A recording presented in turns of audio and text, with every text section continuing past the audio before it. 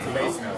Welcome, everybody, all our relations. Welcome to an Ecosocialist seminar in memory of Joel Kovel. And to kick us off, we have a special choir, chorus. The special Glover Hasidic choir chorus band is going to welcome us with the kick us off here. Thanks all for being here.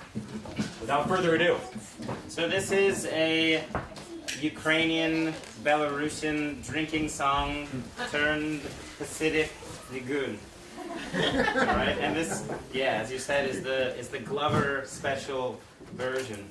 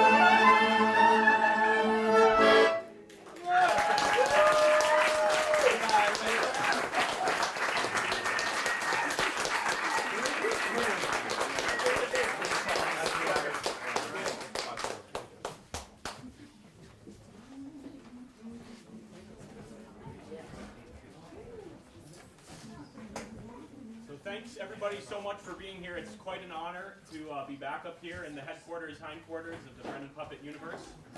And we're here today to remember Joel Kovel and to enjoy a seminar and share ideas connected to the vision and the worldview to which Joel Kovel dedicated his life, Ecosocialism. I'm just going to open with a quick quote from a book that Joel wrote, I think at least partly while he was up here at Bread and Puppet, from a book called The Age of Desire. And Joel wrote, "None can defeat death, but if a life is well and fully lived, its ending becomes a rounding off. The dead pass into the lives of those who remain. Like leaves falling from a tree in autumn, their passage is part of a cycle that includes the promise of renewal." Joel Kovel, The Age of Desire. So thanks so much for being here today, and we're going to kick this off with Ezra Halleck and Tamara Schumann, who are going to give us, share with us about land use and village markets in the Black Sea region. I'm very excited. I hope we all are very excited. Without further ado.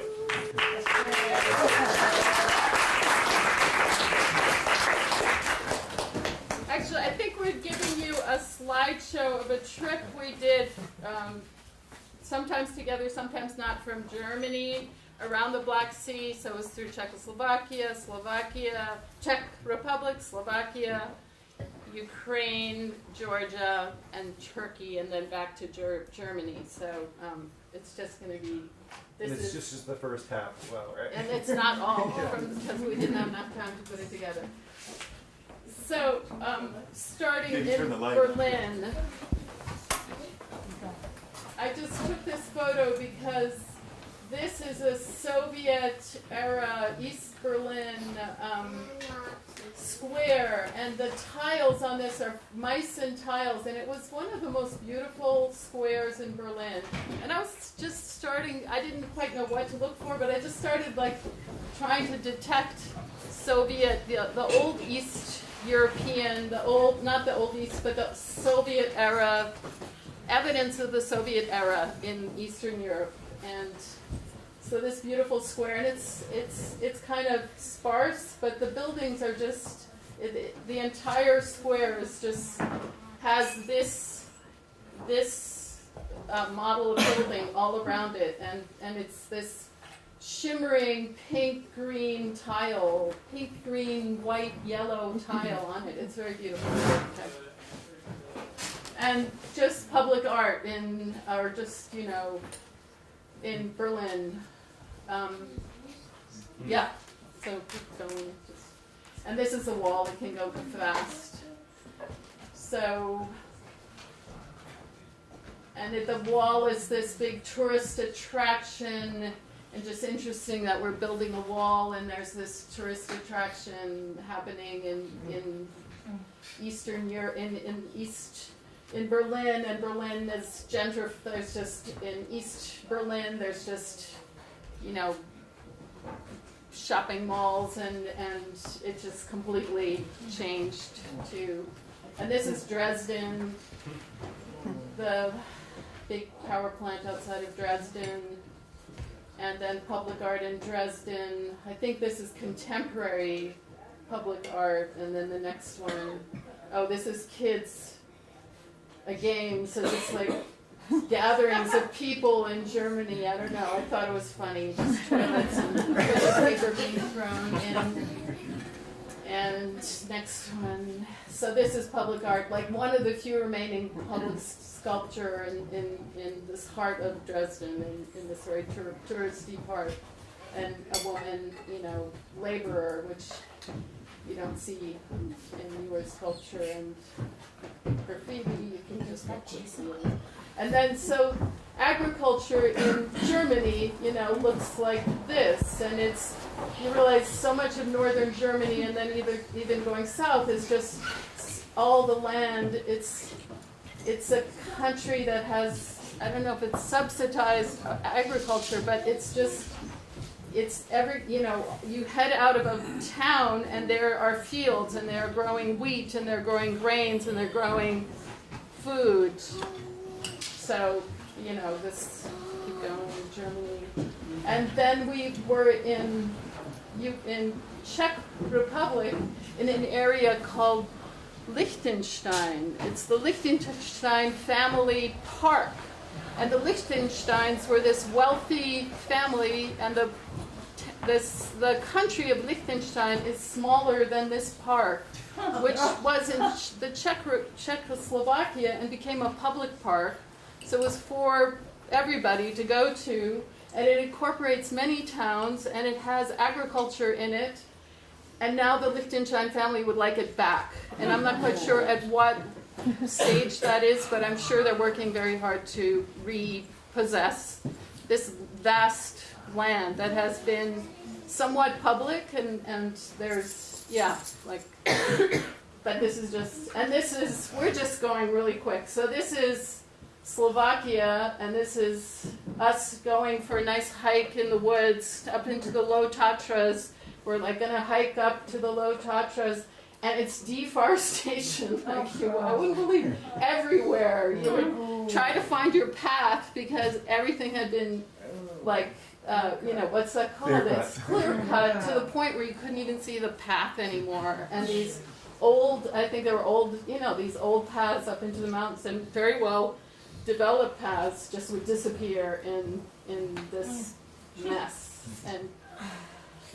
And this is a meal we had we made ourselves, and it's just an example. Like up to this point, we were just shopping, and you could only find food in shopping, like in stores. And this was the first time we were starting to be able to buy food that you felt like was grown there by kind of locally, and not like artisanal, but just like that was the old culture. So you could buy like cheese. And there were museums the further east you went, like in Germany, all the museums are very expensive and full, packed. And then you start going into places like, what's the name of the city again in eastern Slovakia? But anyway, like a museum with this amazing art. Nobody in it. It was just empty, and it was it's not like modernized museums. These are old museums, probably from the 19th century still, and there's this great kind of a graffiti painting mural with little devils weighing the souls of. These are just little details. It's an example. Like I don't know. I thought it was very interesting. And this is huge. This is the size of this wall, a massive painting in a small railroad station on the very eastern border of Slovakia. And so it had these 3 paintings in it. Again, public art. And the train station was this really nice train station, just still maintained. People were still using it. And the art was in there. And again, the further we went, the more these public spaces were not maintained, and okay. And that's the other painting. So each wall had a huge painting, and just like the great. And this is this station, I think in Uzhhorod, which is the border town in Ukraine, and a beautiful train station in a border town in Ukraine, which just had everything, and was this crumbling and still maintaining, the beautiful 19th, even 18th, 17th century structures. And this is a Soviet project that we lived in for the night, and just the whole building is dissolving because I think it's owned by either the city or the state, but people, what we understood from Tbilisi is that people, when it switched to post-Soviet, it was like within a day, people who were living in an apartment maybe for generations didn't know what was the status of that. And apparently they got to keep the apartments with the understanding that the whole building would be maintained by the city. And this is obviously, it's just not maintained. It's like, but the apartments were depending on the individuals. So there's these crumbling stairs, no lights, and yeah. And so in Ukraine, you saw the practice of an older agriculture. So these are haystacks that required, probably it was scythed, and you saw people building the haystacks, and so, and shepherds with a few, with a few goats and a few cows, obviously just like for a small family. And this is the train station in Lvov, another beautiful, old, like I'm sure it's a 19th century pre-Soviet building, but really well maintained. And that's what we found was in Ukraine, you still saw kind of the older infrastructure being maintained, because I think they are not yet been, and comparing it to Georgia, where it's been like neoliberalism has just taken over, and just you see just the neglect of things that aren't valued. And still in Ukraine, I don't think that has happened quite as much, so there's still some infrastructure and people selling food on the streets, like raspberries or wild strawberries and chicken. And we went to the opera there, so there's, the opera is still operating, whereas in Istanbul, they're closing down the public art, it's going from public art to privatized, so I think that's the direction. So these buildings will become, will be owned by somebody. The public market, in Odessa, I think, at this point. Odessa. Yeah. So there's huge public markets in Odessa, which we were not seeing up to this point, really. Again, I was so surprised. I just thought we would see more of production from the places we were visiting, and we're just starting to see it here. So this is, I'm not sure if she made the cheese, but and this is all the different butters. I just thought that was interesting. Wow. old goat butter, I think, and shostka. I'm not quite sure what that means. Where's Odessa? Odessa is on the coast of the Black Sea, and it's in the Ukraine, yes. And this is pasta, which is a Easter sweet cheese, and to see so many pastas is very exciting for me. Yeah, we included this because we thought Elka might be in the audience, but she's not here. And currants, black currants, and red currants. So again, just seeing things sold like this, like huge quantities. But I'm not so sure I'm not sure where that comes from. At first I thought, oh, this is all grown here, but I'm not. So we took the boat from Odessa to Batumi in Georgia, and this was the only way that trucks and produce and goods could travel, because Crimea is closed. So there are these freight boats going, circumventing the land travel, and it's a 3-day boat trip from Odessa to. So this is like not flying, but just we were going on trains and a boat and buses. And this is the Tamara freight boat that's pushing the tugboat pushing the freight boat into Batumi. Is a very tricky port, and it has to the big boat has to be carefully pushed in, and if there's at all any disturbance in the water, it doesn't. The whole trip is delayed, sometimes for days. So we were lucky it wasn't. And this is an old Soviet hotel on the beach of Batumi.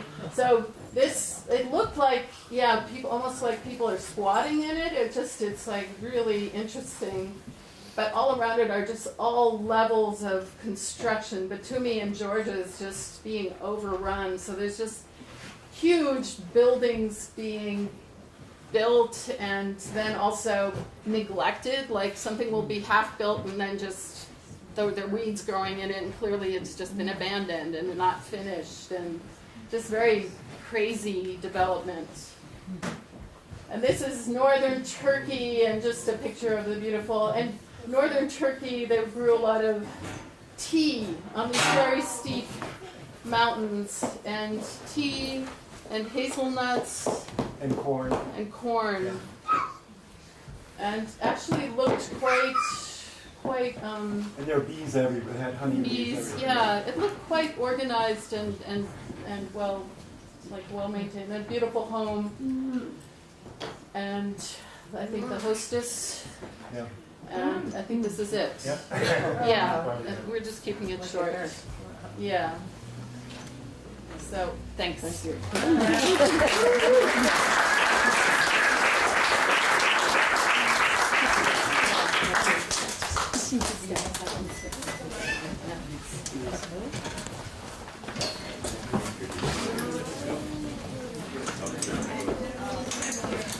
Coming up next to the stage, we have a dear friend and comrade and ally and co-board member of Ecosocialist Horizons. We have Lee Brownhill who's joining us all the way from Canada.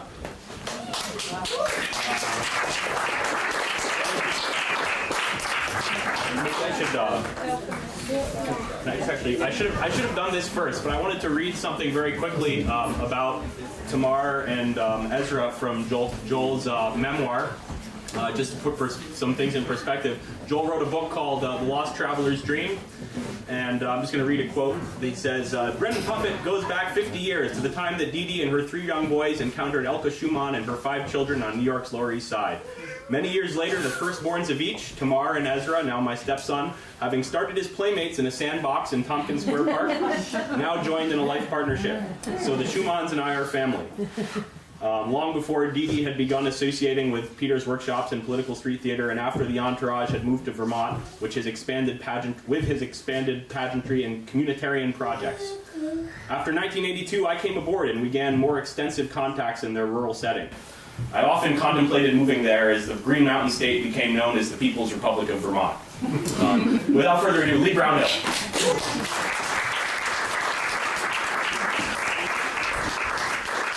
Thank you, Quincy.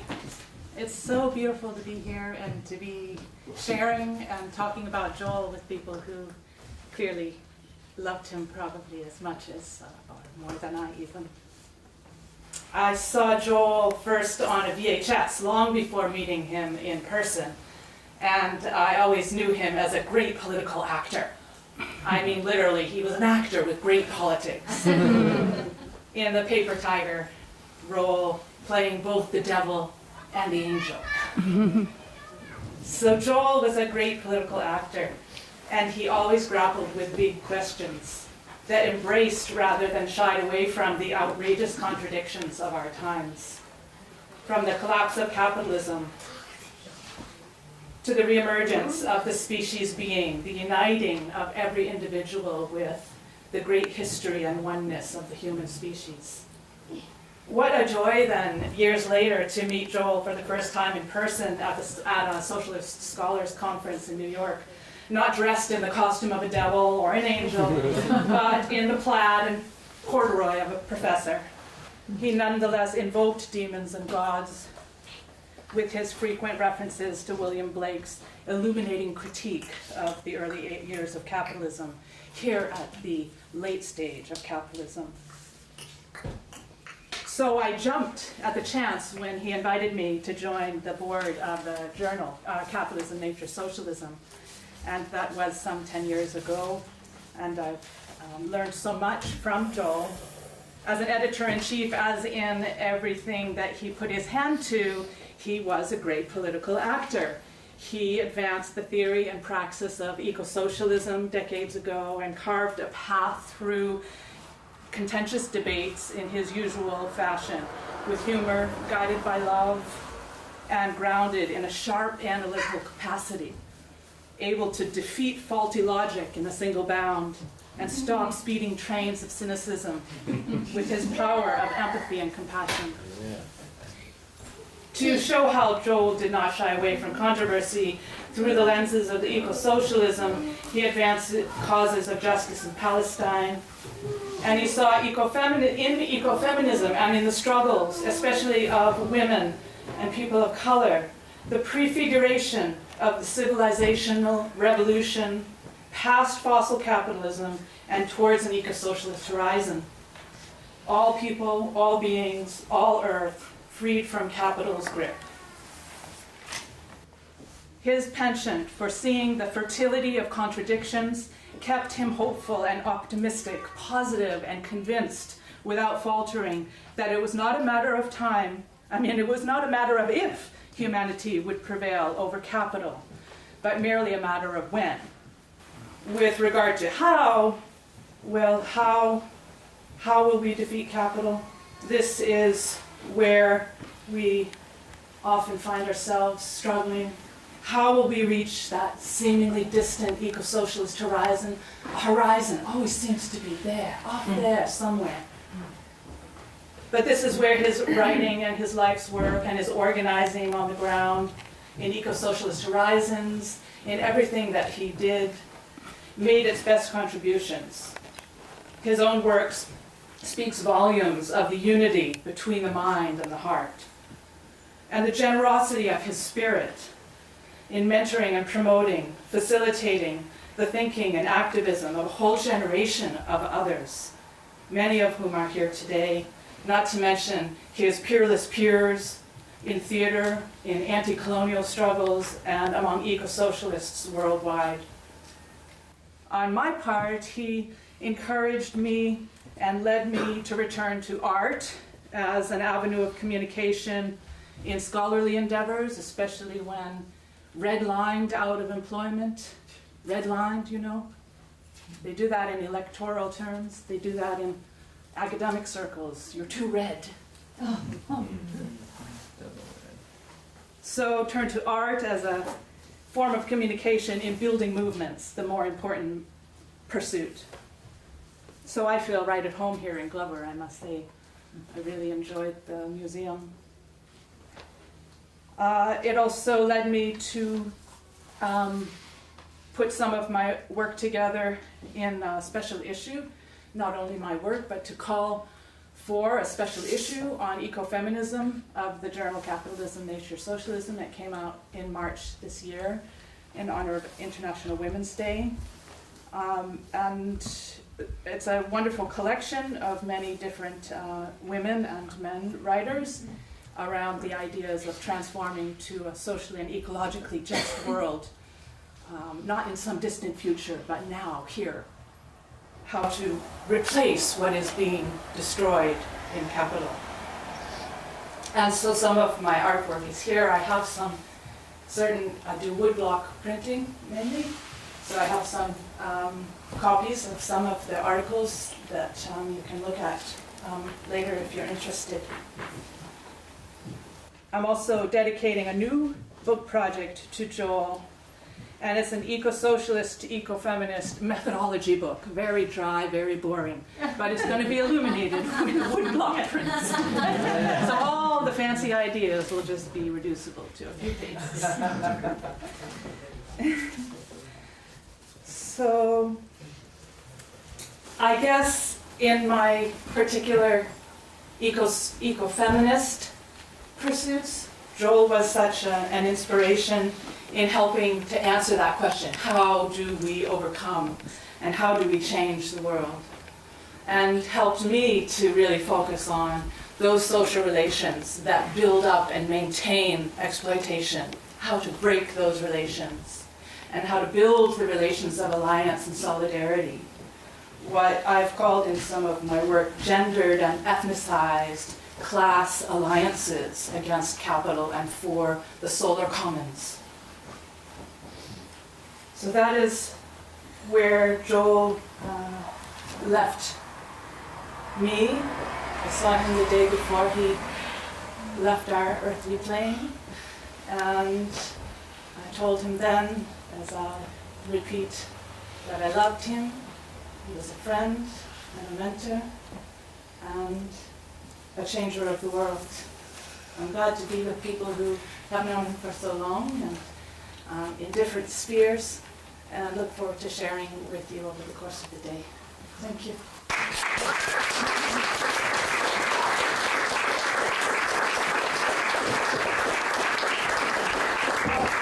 I forgot I had this book at my feet.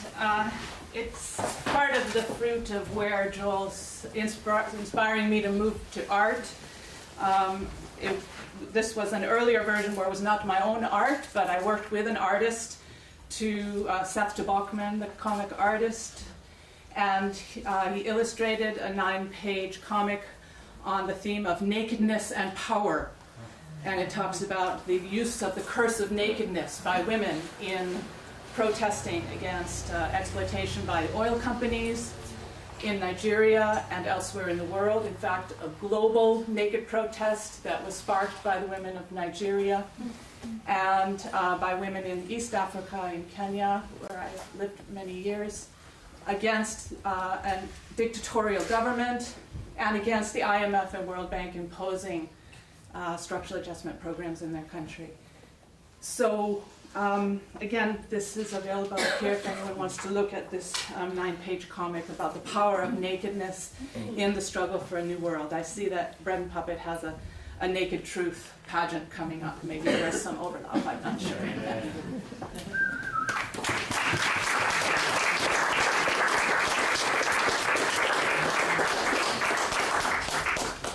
Next we're going to have a couple brief interludes from the Free Life Ensemble.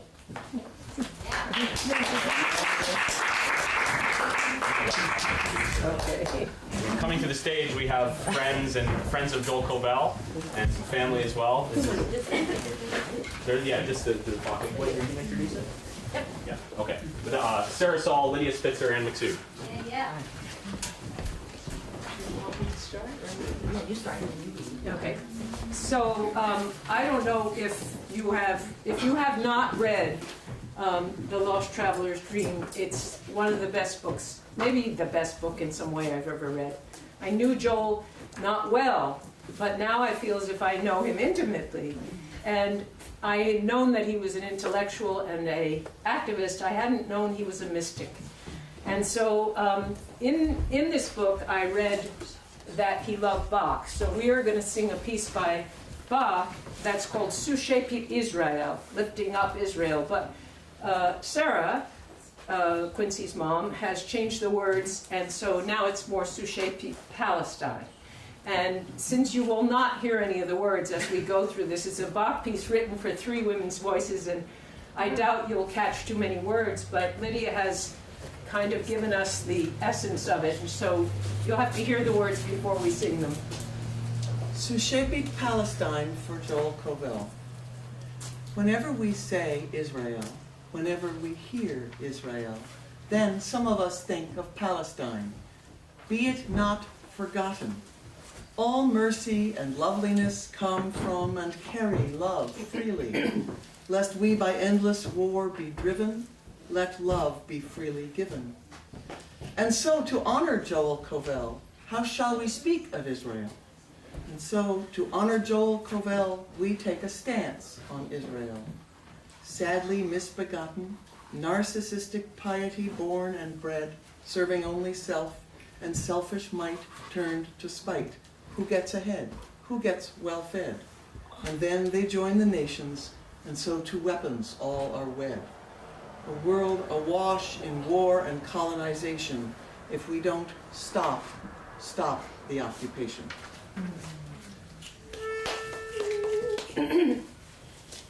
Whenever we say it, Whenever we say it, whenever we say Palestine, some of us think of Palestine. Whenever we hear it, whenever we hear it,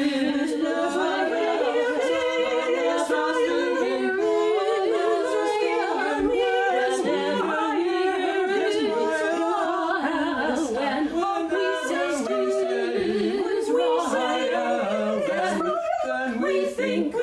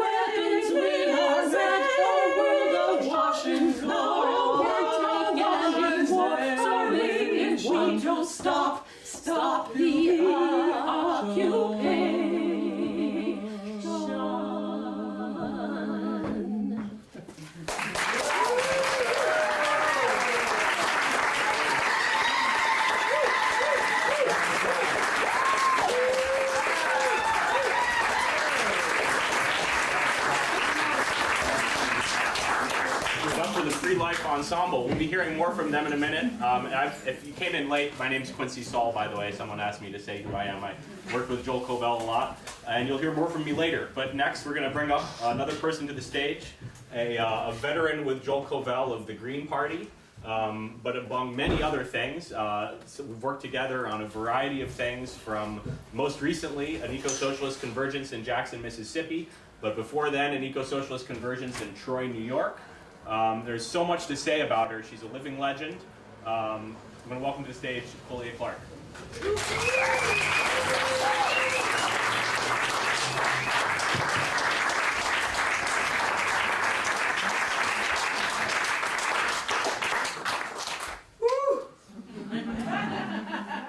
Thank you, Quincy.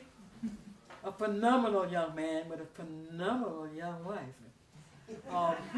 Brother who is entering the stage now, but who is going to shape the 21st century. He will be among those young people who are movers and shakers. So we should give Quincy a standing ovation.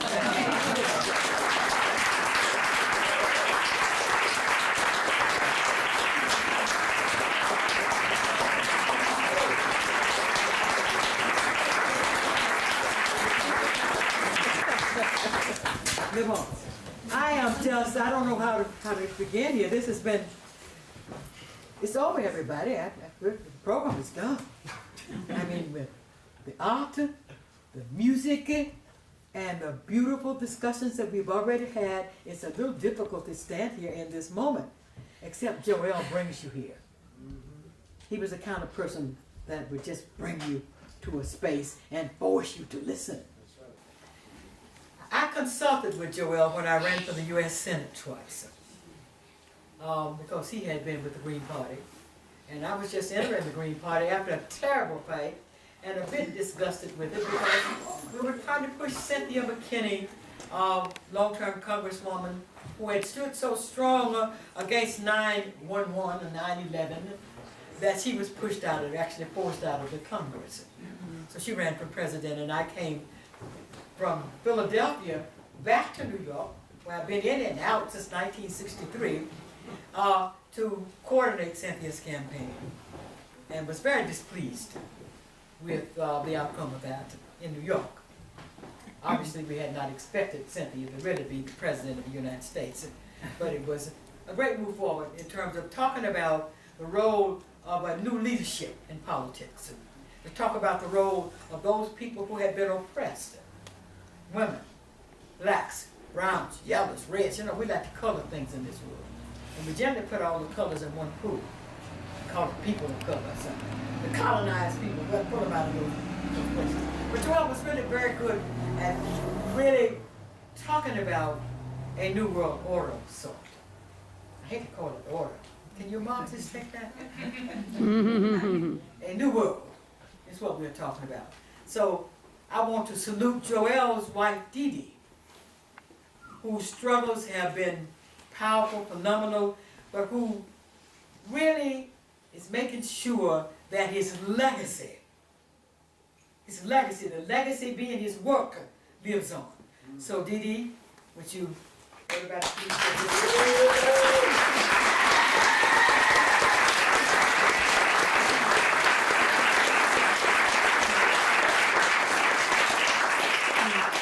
family, and he has a phenomenal family.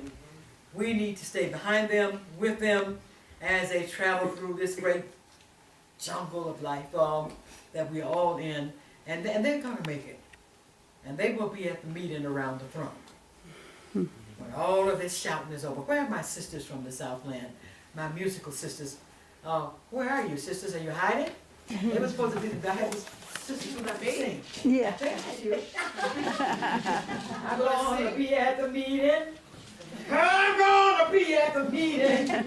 I'm going to be at the meeting around the throne. When all the shouting is over and all this thing is done, I'm going to be at Joel at the meeting around the throne.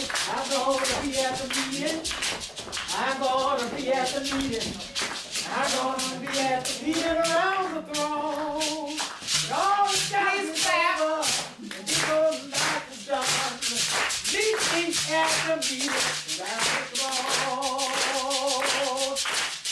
will be leading. Betsy will be leading. Betsy will be leading around the throne. But all shouting over. This old life is gone. I want to be at the meeting around the throne. Stand up, you be at the meeting. You be at the meeting. You be at the meeting around the throne. Oh, but all the shouting is over and this old thing is done. I'm going to be at the meeting around the throne. Our children will be leading. Our children will be leading. Our children will be leading around the throne. Well, shouting is over and the throne back is done. We're gonna be at the meeting around the throne. Dr. King will be at the meeting. Maggie's gonna be at the meeting. Malcolm's gonna be at the meeting. Joe's brother's gonna be at the meeting. Lynn's gonna be at the meeting. Y'all gonna be at the meeting around the throne.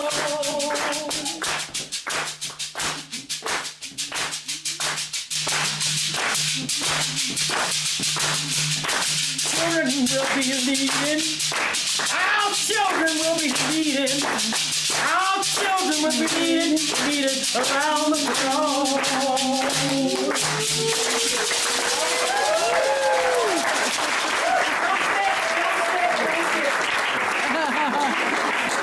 I want to take the liberty whenever Africans gather.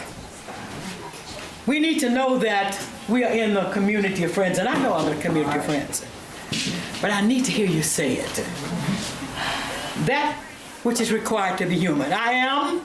I am. Because we are. Because we are. Because we are. Because we are. I am. I am. Do it one more time. I am. I am. Because we are. Because we are. Because we are. Because we are. I am. I am. Thank you.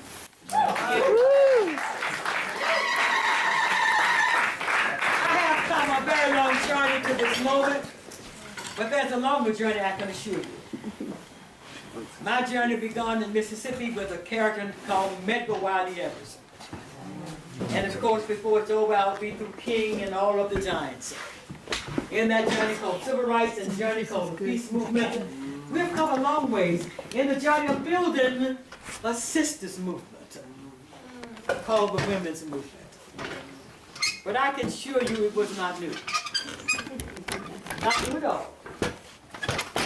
Because 18,000 years ago, on the banks of the Nile River, there was a sister who had this to say. It probably was the emergence of the male gods. These people that have taken us on this journey of madness through insanity, very frankly. Yes. So let us honor her for a moment. To open. I am. I am. Because I am. Because I am. I am the beginning. I am the beginning. Say it, sisters, I am the first. I am the first. I am the last. I am the last. I was before there was a was. I was before there was a was. And I will be. And I will be. When there is no more. When there is no more. That's a rough translation.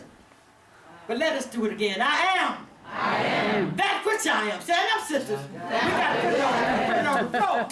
I am. I am. That which I am. That which I am. I am the beginning. I am the beginning. I am the end. I am the end. I am the first.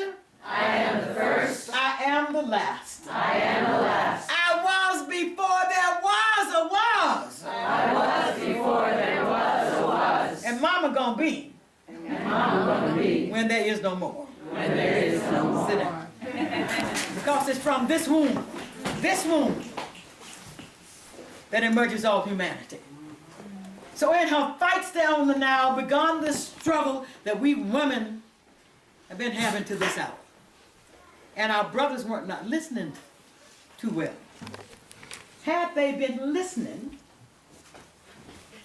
they might have been able to look down the mountain across 18,000 years and see the madness, the threat to the very planet on which we stand, that came as a result of their poor, decrepit decision making. We women know better than that kind of thing. So we come into this hour where sisters have began to gather once more. Beginning in the 60s, coming out of the Student Nonviolent Coordinating Committee and other groups in the Deep South, we began to hear our mothers' voices. Those sisters who not just rock cradles, but build movements. My mother did not send her children out. She took us out, helped us to learn to become organizers, helped us to begin to wrestle with issues. And when there was a need, it was Mama who was there, saying, you know, we need to put out some billboards over here, we need to put some flyers over here, we need to do this, and there come the police, so I have the boys to put their t-shirts on and put the stuff down in here, the 9-year-old boys, and go up there, and remember now, you open that screen door, watch that policeman, and you put it inside. It was the mamas who were doing that. So we women that are sitting here in this room today, as we begin to talk about women's issues, women and environment, remember that we have been in the environment working, moving, and changed the environment for tens of thousands of years, and under great duress. Under great duress. I want to though begin to open up with the last 4 or 5 centuries. In 1608, a sister arrives from London, a white sister, and she brings with her her black servant slave. And the black servant slave brings with her a black child. So in this era of the British Dutch imperialism, she's arriving to begin to open up this age. We're not clear what she had to do, but she will be followed by a number of other very aggressive sisters who are forming towns along with the Spanish in what we call South Carolina. I didn't say 1619, because I don't want you to get lost back there in that lie. I want to bring you to the place where this Western imperialism begins and the journey that we have to make out of it. These were sisters who were arriving in South Carolina who had been with the Spanish. So the Spanish were taking the slaves that they had drug out of Africa, many of them now who were pulled up out of slavery, and they are placing them in South Carolina, not the South Carolina that we have been told about, but the original South Carolina. And let's follow these sisters down to St. Augustine, Florida. Well, Dr. King will run a major campaign and lose. So that film you see called Selma, throw it out the window. Keep the art because it's a great piece of art. But in terms of the story itself, if art can be based on a lie, can it be based on a lie? Hard to do, isn't it? It looks pretty. But anyway, we'll go down here to St. Augustine, Florida, which will become the first incorporated town in the place we call the U.S. today, in 1560, with sisters there.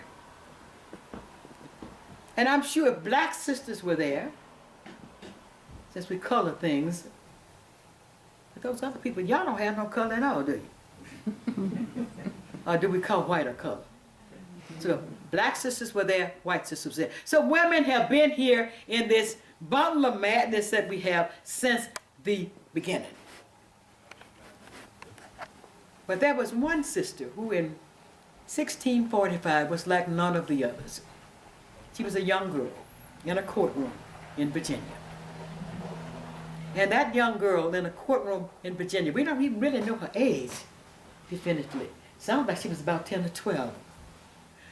But her, in quotes, master, I like that word, master. Jesus, was he a master? Is God master? We have to watch these terms, this junk that has been put in our head. And it's hard for us to emerge out of capitalism if we don't deal with the junk, and sisters are going to deal with the junk.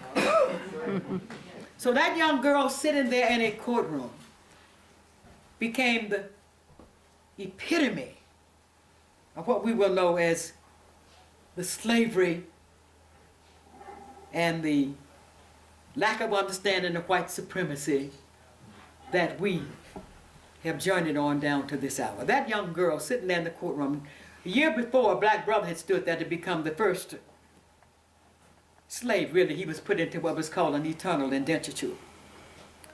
But this girl was not only put in eternal indenture, but they were very clear any issuance thereof. Yes, that's a child in a courtroom, and her baby is condemned to slavery. Slavery was not official except for that in Massachusetts. Slavery was not official except for that in Delaware.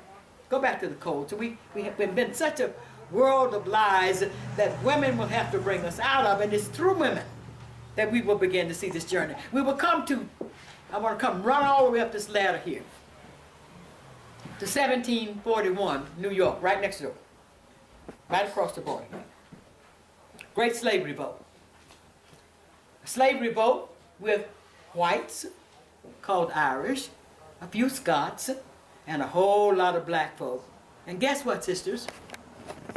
Whole lots of white women. Whether they were Irish or Dutch, I don't think it ever really matters when it's white women, or women at all. But the thing is that we see women engaged in what? In a small city, because New York didn't have 15,000 people in it. This is New York City.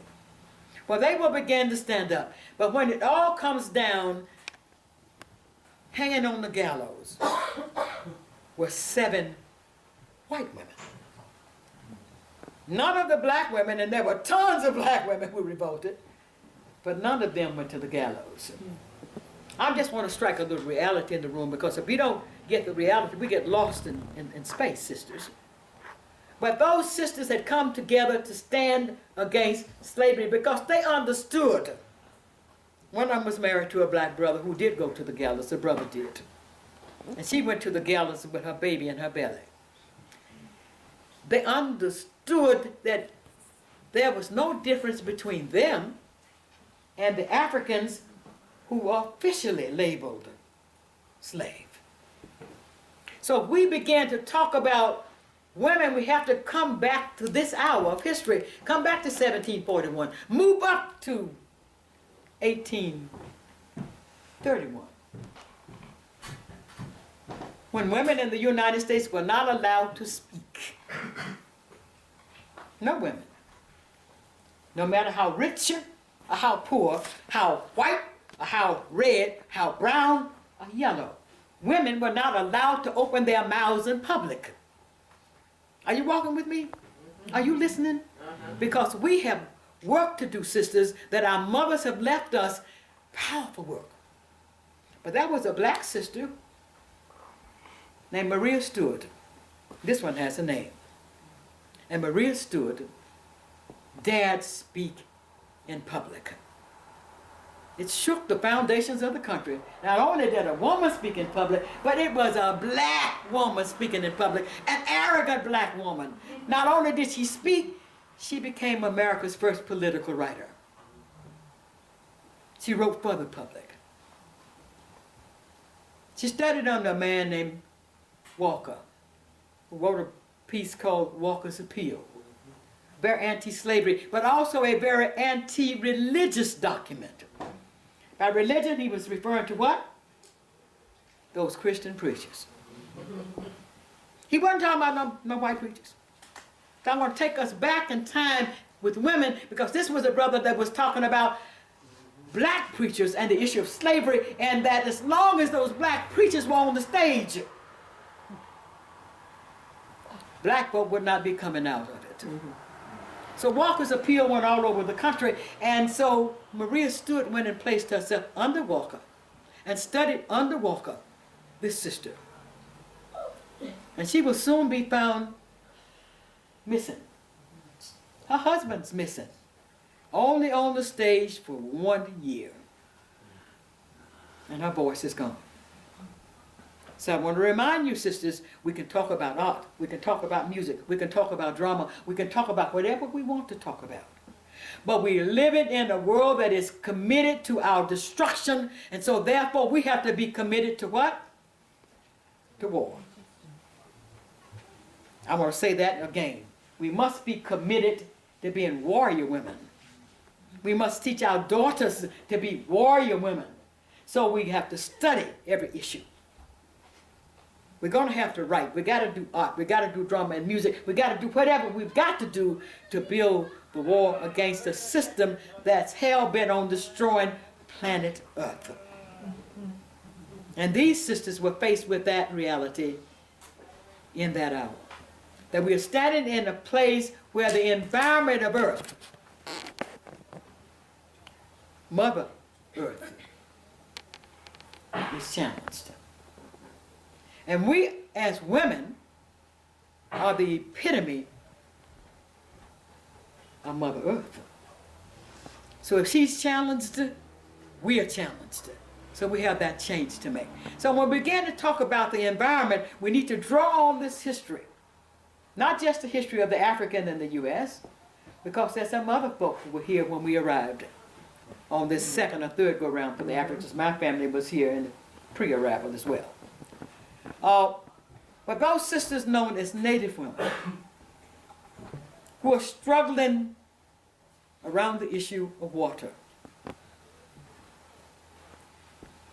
on land that used to be theirs, are faced today with rape and murderous genocide. I will be sending out to you, if you get me, I want to send you out to some of the places where we can go to connect with them. Because we need to connect with them. Can you imagine living on something called a reservation that you've been run into on your own land? Call it a concentration camp if that makes you feel good. But a reservation, a place where there is very little possibility of even raising good fruit, healthy fruit, oftentimes without water. Can you imagine being in these spaces and then you wake up and there's some man from outside your space or inside your space, and he is tearing your body apart? Can we imagine that? So we have to begin to talk about building a movement, but we have to have all the players. This sister who is constantly raped and abused in her own new home needs us to join her struggle. Can you imagine with her having your children taken away and placed in God knows what, and told that they are being prepared to be new citizens of the world in somebody else's environment? So when we begin to talk about environment, let's imagine her in this environment. But let's imagine women going back across time who understood that we've got to talk about herbs, medicinal herbs. I don't care whether those women come out of Europe, out of Africa, out of Asia, wherever they come from. When we begin to talk about environment, we've got to go back and get these sisters, because these sisters are, as I speak, beginning to grow new gardens. Beginning to grow new gardens of herbs all over this country. Talking about new ways of healing. Talk about birthing tables and birthing rooms. This is the environment that we need to be dealing with. We have got to reconnect to our ancestors, because all of us come out of ancestors, sisters, who understood Mother Earth where we were, who learned to live with her and not against her. And we taught that to our daughters who watched us. We taught that oftentimes to our sons who listened to us. So as we begin to talk about environment, we should not throw it out here in space and begin to create academic dramas. What we must do, and I'm not opposed to scholarship, I think we need that, but what we must do is come back to our communities. Come back to the hood, if you want to call it that, and discover that sister that's over there growing herbs down in the basement. That sister that's growing them and she comes in all colors. That's growing them in the windows. That sister that's growing it on the roof. and that sister that's dying because she has no access to them. That is the environment that we must come to. So we talk about environment, we talk about what's happening with the environment, but remember now that sisters are reconnecting the environment and are talking about herbs. Sisters are reconnecting the environment and are talking about spaces and places to do war. And they're young sisters. And they come in all colors. I just love it. Sometimes they call me, Miss Clark, Professor Clark, call me all kind of crazy stuff. We want you to come talk. And I'll be like, oh God, what are they up to now? And you come, it's a group of young women. And they are trying to reconfigure planet Earth from their limited spaces. But they got their eyes on us. They got their eyes on us, and they're waiting on us to bring the little knowledge that we have to them. So as I come here today to talk about environment with sisters and the women's issues in environment around what? Land, water security, clean water security, places in which to raise our young daughters in a world that's totally unsafe. Totally unsafe. As we talk about environment, let us begin to redefine environment to become the space in which we live out our lives. Because if we're not redefining it as the space in which we live out our lives, we'll get caught up in this junk called law. And we'll be out here as I was in the early days, talking about I'm fighting for civil rights, What I was really fighting was to end the symbols of subordination that was represented in the law and put forward by the law. I was really fighting the lack of understanding on the part of whites of white supremacy. Something that didn't emerge until when? Nat Turner's insurrection. Come on, sisters, let's talk to them.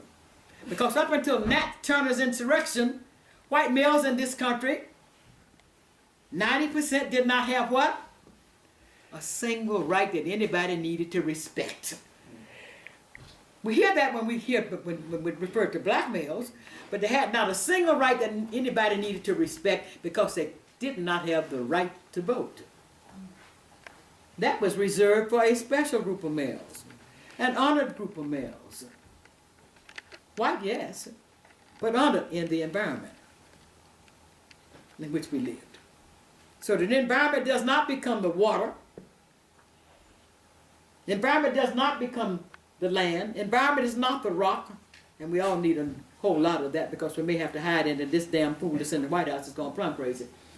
But we need to be very clear that white supremacy, the lack of understanding of white supremacy, leaves us with our mouths flying open when we come to where I'm from, Mississippi, where there were as many poor white folk as there was black, knocking at your back door begging for bread. Come to Mississippi where next door is Appalachia, which is often referred to by the Marxists, socialists, and communists, and these strange sounding folk as a third nation.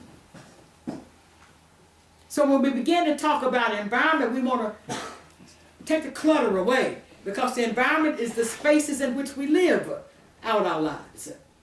The environment is the spaces in which women are beginning to at last, the youth group stand up. Because we women have been out here fighting since the 60s. We've been calling ourselves by many names. But now there's a new group that's standing up, and they look more like Maria Stewart.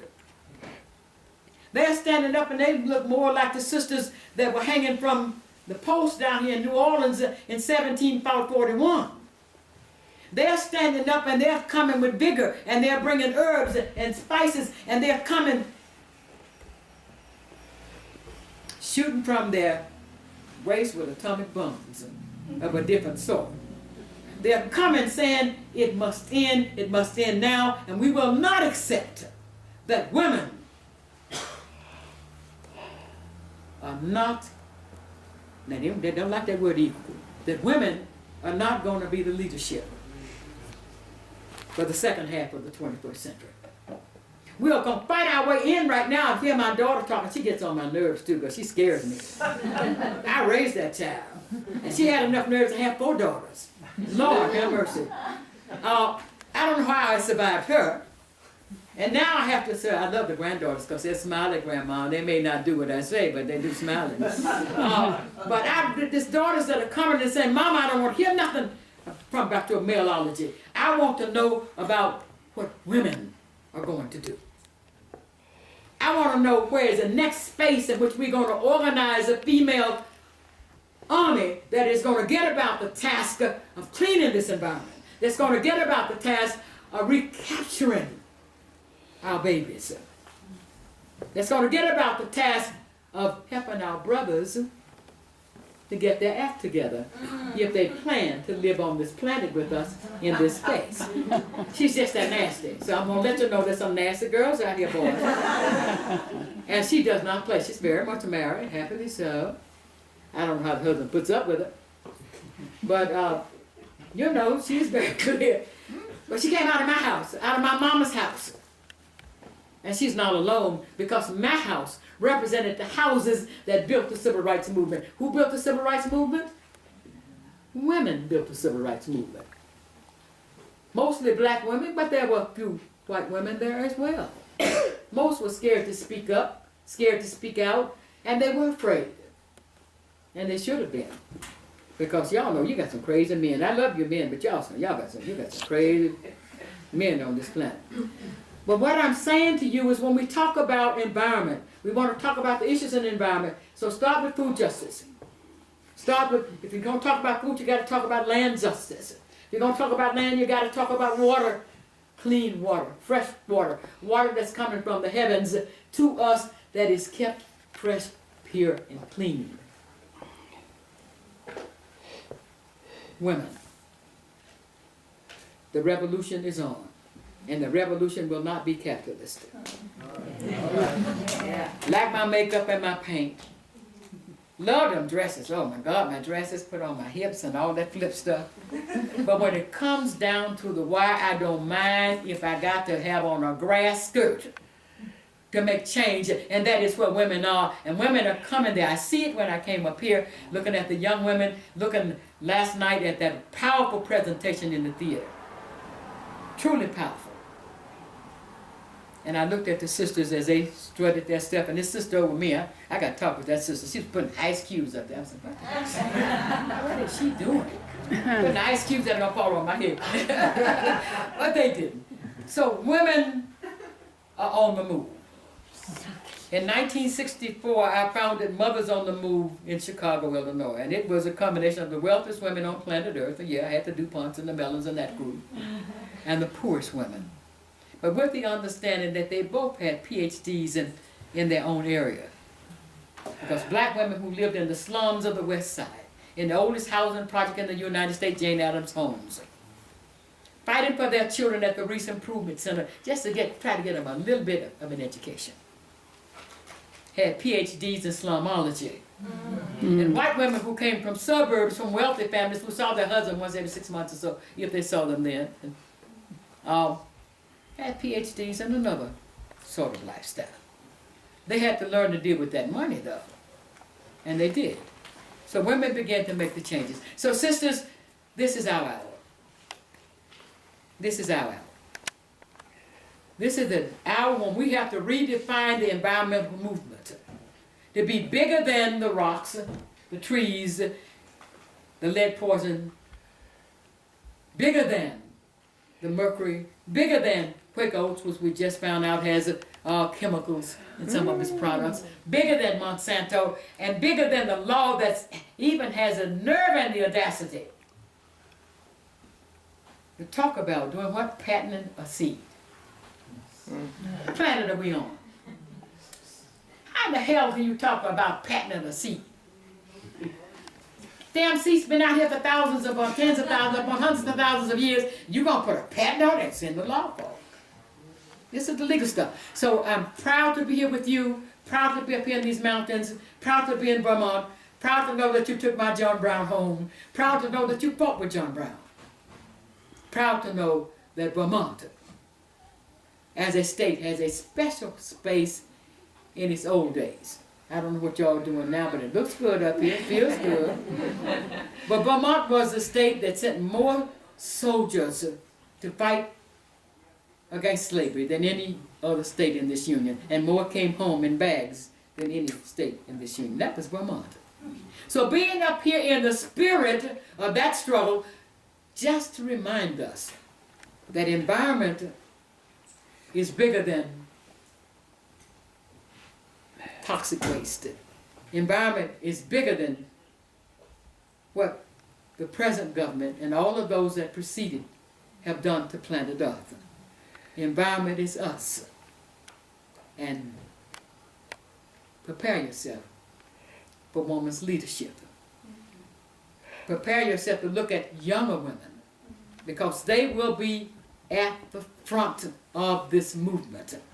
Where's Mrs. Kanye? Where's Kanye? I don't see her. Yeah, that's right. This is Constance's wife.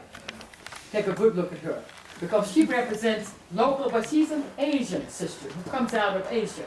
And she's not alone. I was in India for the birth of the first women's movement in the history of the nation.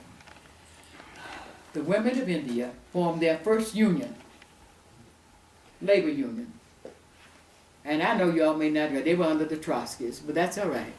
Y'all, I like Trotsky too, I mean, it's all right. Stalin's all right with me too, y'all. I know you hate him, but it's all right with me. I like Lenin.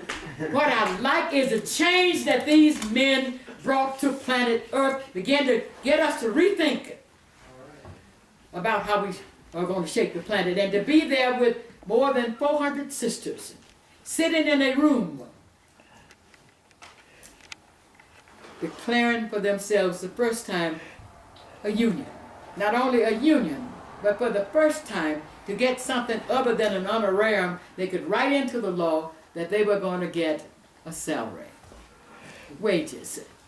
So when I see Kanye, I'm always reminded, sister, that the women of Pakistan, the women of Afghanistan, who could not come across that border to attend this meeting, were sending powerful messages.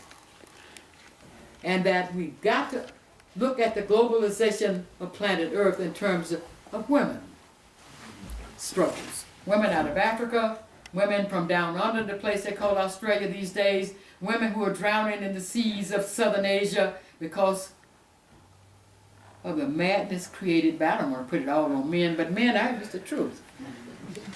Destruction of our environment. The waters are rising.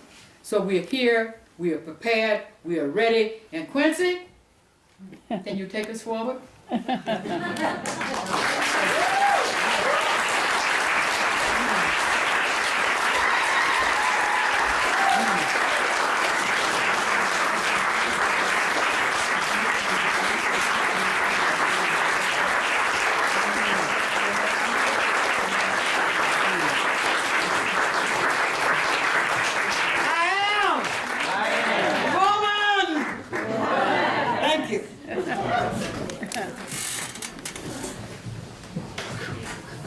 I think there's only one person in the room who can follow that, and she's already been pointed out by Kolia.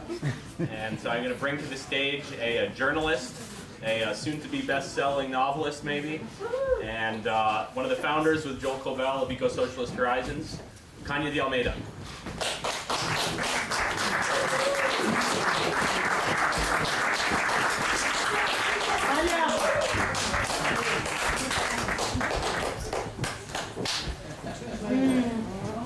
I'm the phenomenal wife, huh? Oh, ain't no doubt about it. Actually, no one can follow Kolia, but just to faint left here, I wanted to start with a quote from Alice in Wonderland, just keeping with the surrealist tradition, and also keeping in mind the title of Joe's memoir, The Lost Traveler's Dream. And this quote occurs when Alice is talking to Tweedledum and Tweedledee. I don't know how many people are familiar with this crazy story, but yeah. And they're watching this king sleeping, and he's wearing this long nightcap with a tassel, and one of the characters, Tweedledee, says, he's dreaming now. And what do you think he's dreaming about? Alice says, nobody can guess that. Why, about you, Tweedledum exclaimed. And if he left off dreaming about you, where do you suppose you'd be? Where I am now, of course, said Alice. Not you, Tweedledee retorted. You'd be nowhere. Why, you're only a sort of thing in his dream. If that king over there was to wake, you'd go out, bang, just like a candle. And I started thinking about this as I was putting together some thoughts to share with you all. And I was thinking about the lost traveler's dream, and it occurred to me that many of us here are part of that dream, the dream that Joel had. And I can't speak for everyone here, of course, but we just heard from a legendary civil rights activist from Jackson, Mississippi. We have with us Ubuntu revolutionaries and eco-warriors from Philadelphia. We have the Free Life Ensemble from Vermont. I myself am from Sri Lanka. And I really feel that Joel's dream kind of brought into existence this collective that I haven't really seen exist anywhere else on this earth in terms of its diversity. And I like to think of Joel, of his passing at least, as not a passing, but a falling deeper into that dream, and a closer weaving together of the collective that kind of came alive in that dream. And I actually first met Joel in 2010 in New York City in a group of artists and activists. We were called Scientific Soul Sessions. And one of the things that we were committed to doing was bringing about a new revolutionary understanding and practice in the world globally.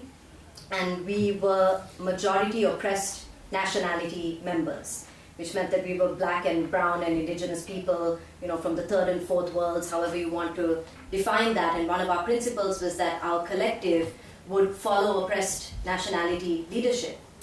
And Joel, who was by far one of the most advanced thinkers and elders in that collective, was 100% down with following the leadership of young black and brown women, which is not something I'd seen before in other mentors of mine, especially not such accomplished ones as him. And he was really ready to stand alongside people and lead and be led in a really collective revolutionary spirit, which as we all know from the history of political movements is not easy.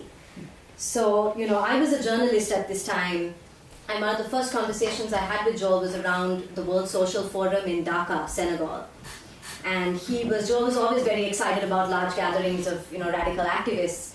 And he was thrilled, obviously, by the collective articulation of the enemy, capitalism, and its attendant horrors of neoliberal economics and neocolonial politics and their combination to create catastrophic climate change. But he was also really eager for us to collectively articulate the antidote to that poison, to that cancer. And he was fearful that there was a lack of a collective articulation of a strategy forward, of saying that another world is possible, but not really naming that. And for him, that was ecosocialism. The seeds contained of a world system of freely associated labor that has nature at the center of its understanding and philosophy, really leaning back centuries, as Collier pointed out, into the indigenous way of life, which obviously changes our entire social relation if we take our starting point as nature and the intrinsic value of nature. And that was very enlightening for me to really be at the center of Joel's insistence on clarity and sort of naming not only the problem but also what the solution was.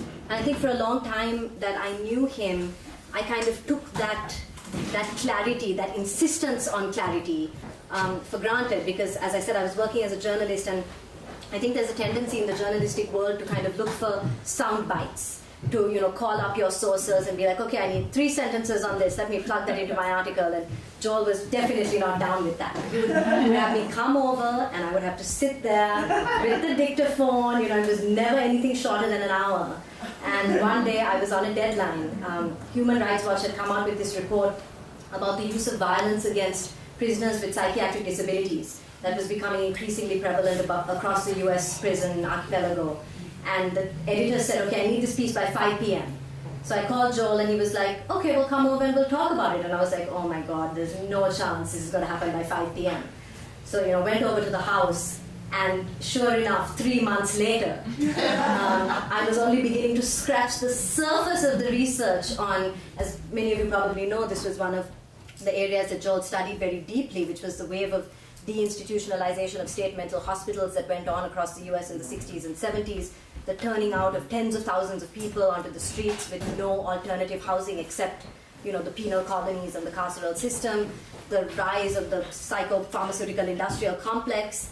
He introduced me to the whole world of disability justice activists and advocates who were creating their own ways and their own systems of healing that had nothing to do with the prison system.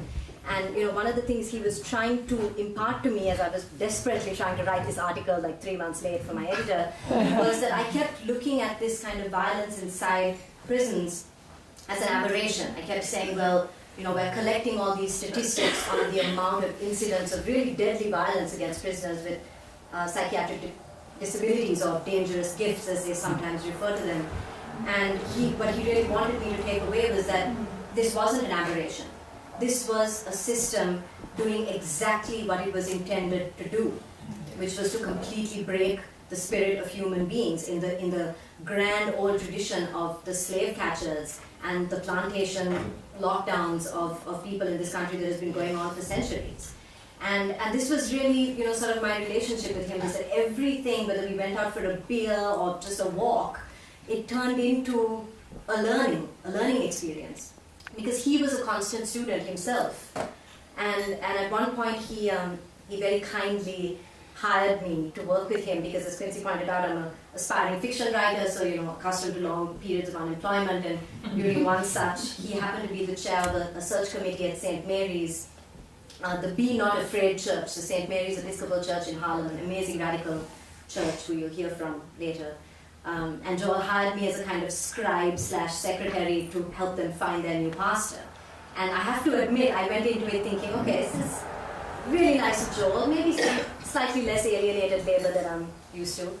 And it actually turned out to be one of the greatest learning experiences of my life. You know, my father was really happy that I was going back into the church, because he comes out of the church.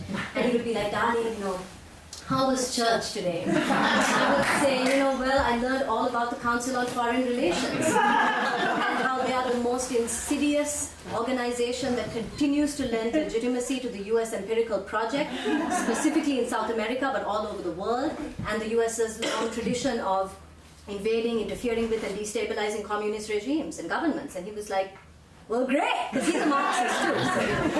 So that was that continuity, and I probably learned more about U.S. empire from Joel than I did from, you know, 4 years of an undergraduate education at Hampshire College.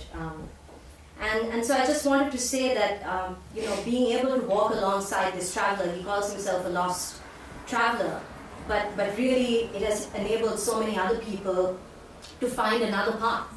And I feel like the forces in the world today are really, they would love nothing more than for us to be on the well-lit highway with the drones above us, police surveillance, you know, basically leading us right towards the slaughterhouse, passing all the malls and factory farms along the way. And to be lost in this world is truly a radical act. And in Joel losing himself, I think he created a way for us to find alternative destinies and alternative destinations that is not the slaughterhouse. And when I think of him now, I really love to think about the fact that he had no idea almost, as he was lost in this wilderness and the muck of the world and trying to find, you know, a brighter horizon. I don't even think he was aware of how many people are following in his wake and how many people, like elders like Kolia, have been walking, you know, parallel to him, all approaching this horizon from different destinations. And maybe we won't even know who we are until we meet on that horizon. But it was just such an honor to walk behind him, alongside of him, to be lost with him, so that we could, you know, find ourselves in a new formation, which is ecosocialism. So thank you for letting me share those thoughts.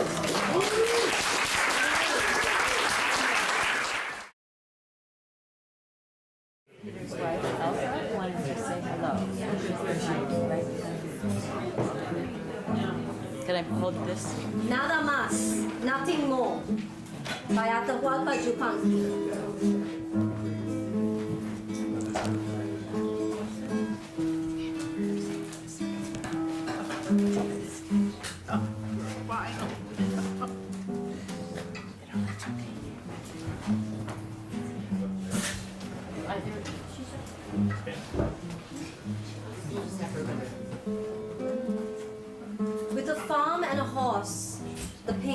lighter.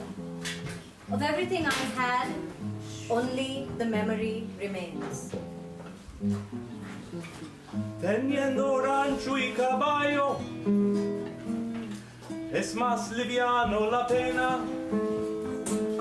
Teniendo rancho y caballos, es más liviano la pena. De todo aquello que tuve, solo el recuerdo me queda. De todo aquello que tuve, solo el recuerdo me queda. Nada más, nada más.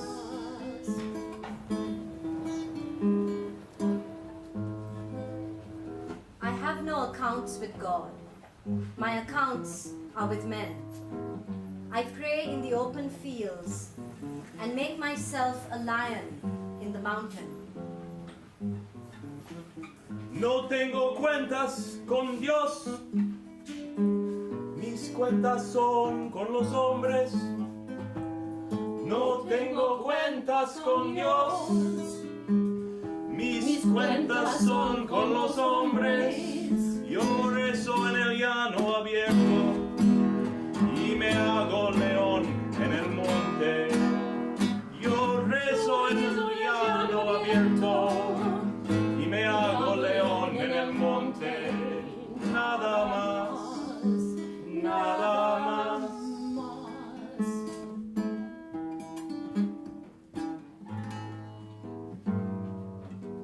I like to see mankind planted upon the earth, like a rock on a summit, like a lighthouse on the shore. Me gusta mirarlo al hombre plantado sobre la tierra. Me gusta mirarlo al hombre plantado sobre la tierra, como una piedra en la cumbre, como un faro en la ribera, como una piedra en la cumbre, como un faro en la ribera. Nada más, nada más.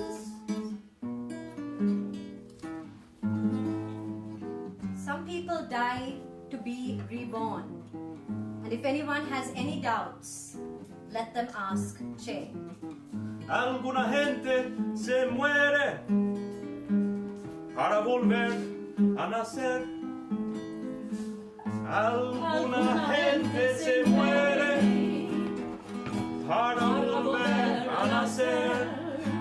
Y si alguien tenga alguna duda, que se lo pregunte al Che.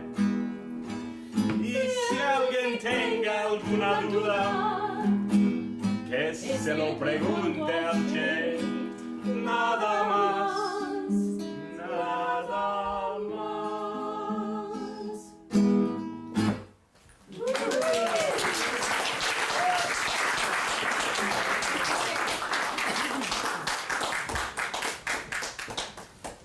So I just lost my little piece of paper, but hopefully that's all right.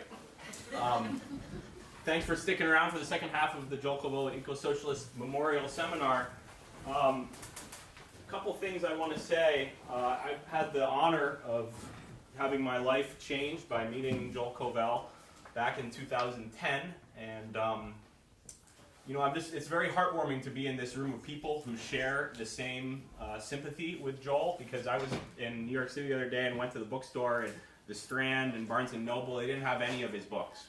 You go to psychology, you could go to history, you could go to environment, and that's really the best praise you can give to an intellectual living in imperial society, is that you can't, it's too dangerous, you can't get it, it's too deep, it's too much. And so it's really profound and honor. It really does my heart good to be here with all of you, because I really think that this is, if humanity survives the gauntlet of world war and mass extinction that we're traversing through right now, people will look back and say, this is one of the big, great names of the 20th century, 21st century. And why do I say that? It's not just because I grew to have a lot of affection for him, it's because for me personally, I had been searching. I had, become some maybe halfway Marxist, but on the other side of things, I really respected and admired indigenous peoples and maroon communities and spiritual traditions, and kind of found it impossible to bring these two things together. And when I read The Enemy of Nature, the book Joel wrote, Enemy of Nature, End of Capitalism or the End of the World, he brings together this synthesis, which maybe it's not a new idea, maybe it's the oldest idea in the world, but by bringing together a synthesis of Marxism and spiritual traditions and respect and reverence for indigenous peoples, and bringing it into a new theory of value, Marxist value theory, with you have use value, exchange value, but you also have intrinsic value of nature. This is like a paradigm shifting breakthrough, I think, for humanity. Some people might be there without knowing it already, like bread and puppet theater. But it's no small shakes to really articulate it and make it clear and connect it with what's happening all over the world. So he persuaded me, and I basically left behind my sort of labor movement organizing job, and we embarked on this crazy idea of founding an organization in the United States to build eco-socialism here and to connect with movements in the global south, primarily Africa, Asia, and Latin America, where there are mass movements with people using this word. So I'm just going to sort of take a brief trip through what we were able to do together in about 8 years of Eco-Socialist Horizons. And the story begins here in Bread and Puppet, so this is very much full circle right now. In 2012, we did an event here, our first Convergence, and I brought some handouts for anybody who's feeling nostalgic or who wants a check-in from where we were 8 years ago to now. I made a little packet which has the event we did here in Paper Mache Cathedral, a press release, a long poem by William Blake, which Joel insisted consisted of maybe 1/4 of all the handout materials we gave. And then I wrote it's about 6 pages of, it's a synthesis, it's not all my ideas, it was a synthesis of everything we discussed, or almost everything that we discussed over that 3-day period up here in Vermont. And it was small, but we were grappling with that how do we overcome capital? And we came to some conclusions, and we moved on those conclusions. And that was in 2012. And I'm not gonna say everything that our organization did, everything we did, but just to give a couple snapshots, in 2012 we had this gathering in Vermont and founded an organization. And in 2013, totally not related to anything that we were doing, in a very unlikely place, an oil country called Venezuela, declared itself, it was the first government in the world to put out a 5-year plan, for to dedicate itself to create an eco-socialist mode of production. And so, wow, we were curious about that, and I remember I was just finishing up a different piece of work, and I got an email from some people in Venezuela that said, oh, we're interested in building with eco-socialists in the United States, and it seems that you guys are the only organization at that moment. Now there are others, which is good. So that sort of began a process. For me personally, I've been to Venezuela probably 4 times since then, and in interacting with a kind of Venezuela that you absolutely do not see on the news, even the left-wing news, which is the eco-socialist Venezuela, which is the campesino Venezuela, the Afro-indigenous Venezuela. And there's a multi-year process here, but and I know this is not the place to do I have to do a sort of one of these Joel Kovel digressions where I scratch my head and have a little tantrum about the U.S. imperial media, which makes it almost impossible to have a conversation about Venezuela because almost all the categories and words we've heard about it are so far out of reality. But just suffice to say that as of now, as of about 5 years ago, there are tens of thousands of people in Venezuela in the process of building eco-socialist communes, explicitly in those terms. It's mostly happening in the countryside, outside of the cities. It's mostly happening in campesino and Afro-indigenous populations, maroon populations, indigenous, all indigenous populations. And to give one example of the work that they've accomplished, in 2015, there was this big process, multi-year process, organizing people by bioregion that culminated in a big march to Caracas, and they succeeded in passing the first and I believe only anti-GMO, anti-patent seed law in the world. And it's written by farmers. It's not some technocrats who showed up and like wrote it for them. They literally did a multi-year process of getting farmers to write their own laws. And it's not only anti-GMO, it's also anti-patent, which is like even more radical. And so throughout this process, you know, I would come back from these trips and tell Joel about it, and you know, witness how people from all over Latin America were coming to Venezuela, people from Argentina, from Paraguay, all the radicals from around there coming there. Even if they don't agree with everything the government is doing, there's more space there than anywhere else in Latin America right now to do radical revolutionary organizing. You don't have to be underground. And you know, Joel and I were talking about this, and you know, and we were considering, we had been in Durban, South Africa, previously, and we had this idea that, you know, what's really needed right now is something more than naming the problem, as Kanye was mentioning, something more than saying another world is possible. We have to name that world. And there was something that Joel had put in the first Ecosocialist manifesto, which is he put it in the form of a question: is could we imagine an eco-socialist international? And this goes back to those days of those guys Collier talked about, of the Lenin and those guys who founded Marx, who founded an international association of the workers of the world. And so the idea of an eco-socialist international started percolating, and we were thinking about this, and Joel and I wrote a few letters. Joel wrote it mostly, I would translate it, and we would send them, you know, we sent them to some people in government, we sent them to some grassroots people, and we were like, you know, you guys really have the capacity right now to convoke and launch an eco-socialist international. And it's a multi-year process, and other people came on board, and we found other people who'd already been working on it. And jump ahead, 2016, we had a big international preparatory gathering, and then in 2017, last year in November, I can give you like all the details of this after at another time, but about 100 delegates from 5 different continents, about 19 countries, came together in 3 different Maroon communities in northwestern Venezuela, and we deliberated for 3 days, and we wrote this document. And we agreed at the end we eventually came to agreement and founded the first Eco-Socialist International. I think that this is a hugely important development for the whole world. And I've realized that, you know, it's been a couple generations since an international played a role in people's lives. You sort of have to do the history lesson of what is this stuff. But this is a mostly very educated and elder crowd, so everybody knows what an international is here. I think in some ways maybe the most important page of this is the last page. I have copies of this too. Come and get it when you're done. And all the organizations that participated in this. And I had personally never seen anything like it before. And it's testament to the techniques and of facilitating grassroots democracy that these Venezuelan activists have been working on for years, of getting 100 people to collectively write a document together.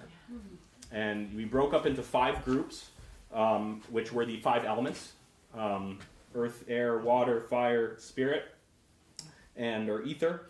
And then each group made the idea was to make a plan for the short, medium, and long term, right? Because it took us generations to get into this mess. It's going to take us generations to get out. And then we all came together, and everything was read out in assembly for anybody. If anybody had an objection, you could change it. It's arduous but beautiful process. So the result is a 500-year plan for the salvation of Mother Earth.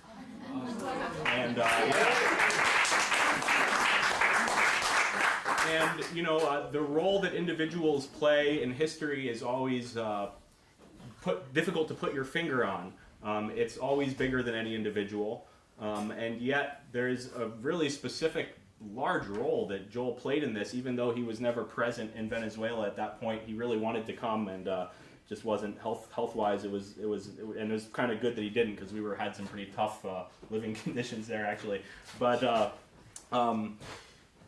what was I going to say? I think the key thing, how Joel made this possible, one is by visioning, you know, by having this idea of this convergence of indigenous and the Marxist and indigenous traditions of eco-socialism.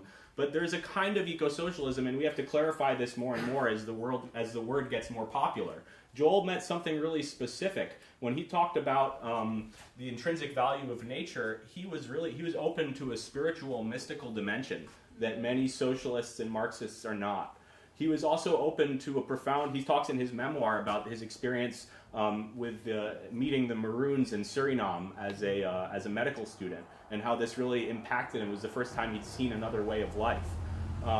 And it was that kind of thing that made it sort of possible in a lot of people's minds, at least for me, to say, you know what, maybe these Maroon communities that everybody's kind of forgotten about in the modern world are actually, this is the best place in the world to take a leap forward. That this is the fulfillment of this Maroon indigenous legacy, is to be host to this vast international conglomeration of activists from all these realms. So I think Joel really put together a lot of these pieces diligently at his desk. He was sitting there with all these books quietly and working on this thing, and nobody cared. Everyone was running around shouting and going to the next rally, and he would go to the rally too, but then he would come back to his desk and take his time to fine-tune the theory. And that there's a quote from Thus Spoke Zarathustra, where he says, you know, that the world revolves quietly around the creators of new values, that the great events are not the noisiest hours, they're the stillest hours. And Joel, in his stillest hours of scholarship and thinking, created a groundwork for a world to revolve around. And, you know, it's not like he did it all by himself, and yet he played this key role in it. So we'll still go on in our lives trying to ponder the role of the individual in history and what we can do to carry this on. But I'm just profoundly honored and excited. It really changed my life to meet Joel. It's taken me places I never would have gone. I feel so lucky about that, and meeting Bread and Puppet Theater, Joel's family, it's a whole new world for me, and I'm just very grateful for that and very excited. There's a lot to be done.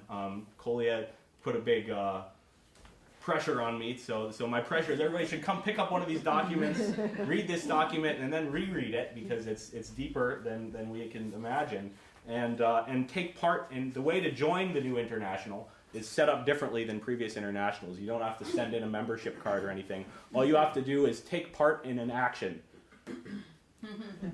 Do something. It's not organized around party line. It's organized around practice.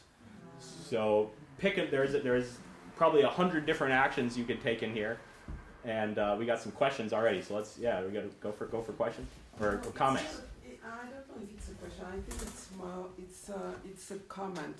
At the same time, you know, all the what you're saying is giving a lot of hope. But I think that we have to also point out what all the aggressivity against Venezuela come from. All you know, all what is happening over there. Yeah. That's why there is all this aggressivity against Venezuela. And also, I read that in 2017. Almost 200 people, activists from the eco movement.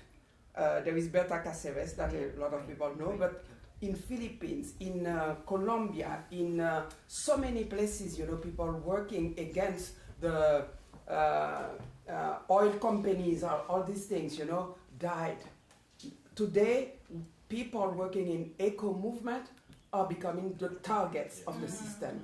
And I think this is important also to say, because Amnesty International made a list of almost 200 people only in 2017, you know. So this is good, you know, to speak about the hope, but also the danger of the system who become more and more aggressive with a lot of okay. Thank you.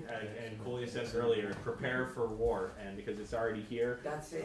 Syria is the future. I mean, that's World War III already started over there. Exactly. Yeah. And it's going to come home, and the degree to which we're going to get through it is the degree to which we're prepared. And I think that this can help. I think that Joel can help. And sometimes it's not the flashy thing out front that needs to be done. It's the quiet thing The Supreme Court, one of the Supreme Courts of the U.S. has just asked that Citgo be taken, so we should know that, but that has been the background of the economy for Venezuela, so we need to... Citgo is a Venezuelan oil Yeah, company. yeah, so we need to be very clear. That was this week, this week. This week. Yeah, Venezuela is under extreme comprehensive attack, militarily, financially, economically, and mostly in the media. They tried to assassinate the president a couple days ago, about a week ago, and the U.S. press it's like, if you just watch them, it makes it, they're openly, it's like they wish they had succeeded. And I don't think, frankly, that we've really reckoned with the fact that the largest oil reserve in the world belongs to a country that's declared itself eco-socialist. Amen. Wow. Let's think about that, and it doesn't mean that there's not a lot of contradictions to navigate, but let's use it while we got it, and let's defend it while we got it. And the reason it's a threat is the reason it's under attack is precisely because they propose the alternative. It might be one of the only places in the world that has the political and technical economic capacity to launch the kind of solar wind transition to away from fossil fuels. So defend Venezuela, join the new Ecosocialist International, read Joel Kovel, and thank you very much, everybody.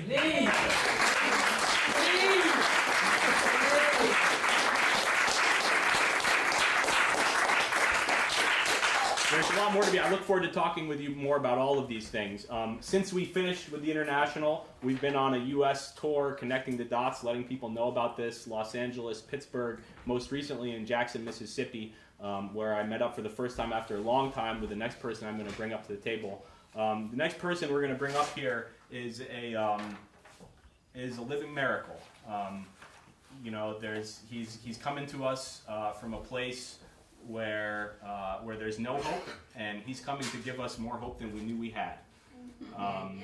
And I have a lot to say. I'll just say one more thing, which is he's heard me say it too many times, but Ho Chi Minh said that when the prison doors open, the real dragon will fly out. So without further ado, Kempis Gani Songsu.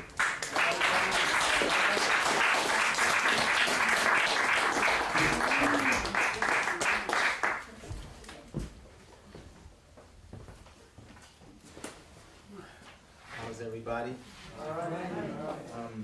It's such an honor to be here. You have no idea. Maybe if I give you a little something about my narrative, you can understand how heavy this moment is, how magnificent this moment is for me, and who knows, maybe for a great many things. Born in Trinidad, I was, February 5th, 1972. My mother brought me here, 1979, March 4th, to Brooklyn, New York. For the next 8 years, did very well in school. In June of 1987, a week before I completed the 9th grade, I ran away from home, from Brooklyn to Philadelphia. Got caught up in an organized gang, a drug gang. 4 months later, and this drug gang employed workers that were all runaway children. We were all runaway children. And 4 months later, in one of the drug houses, an explosive act of violence, tragic act of violence took place, and I was sentenced to life without parole because you know, somebody was killed, and so I ended up in prison at the age of 15, sentenced to life without parole or death by incarceration, with blood on my hands that the next 30 years of incarceration couldn't wash off. 8 months ago, after 30 years of incarceration, at the age of 45, I was released. Right? So, and I understand why you clap, and you don't clap because you support what I was incarcerated for. You don't support violence and victimization. I understand that. You know, you clap because this crime and punishment narrative is a hopeless narrative. Right? You know, it's crime and punishment, crime and punishment, crime and punishment, ad infinitum.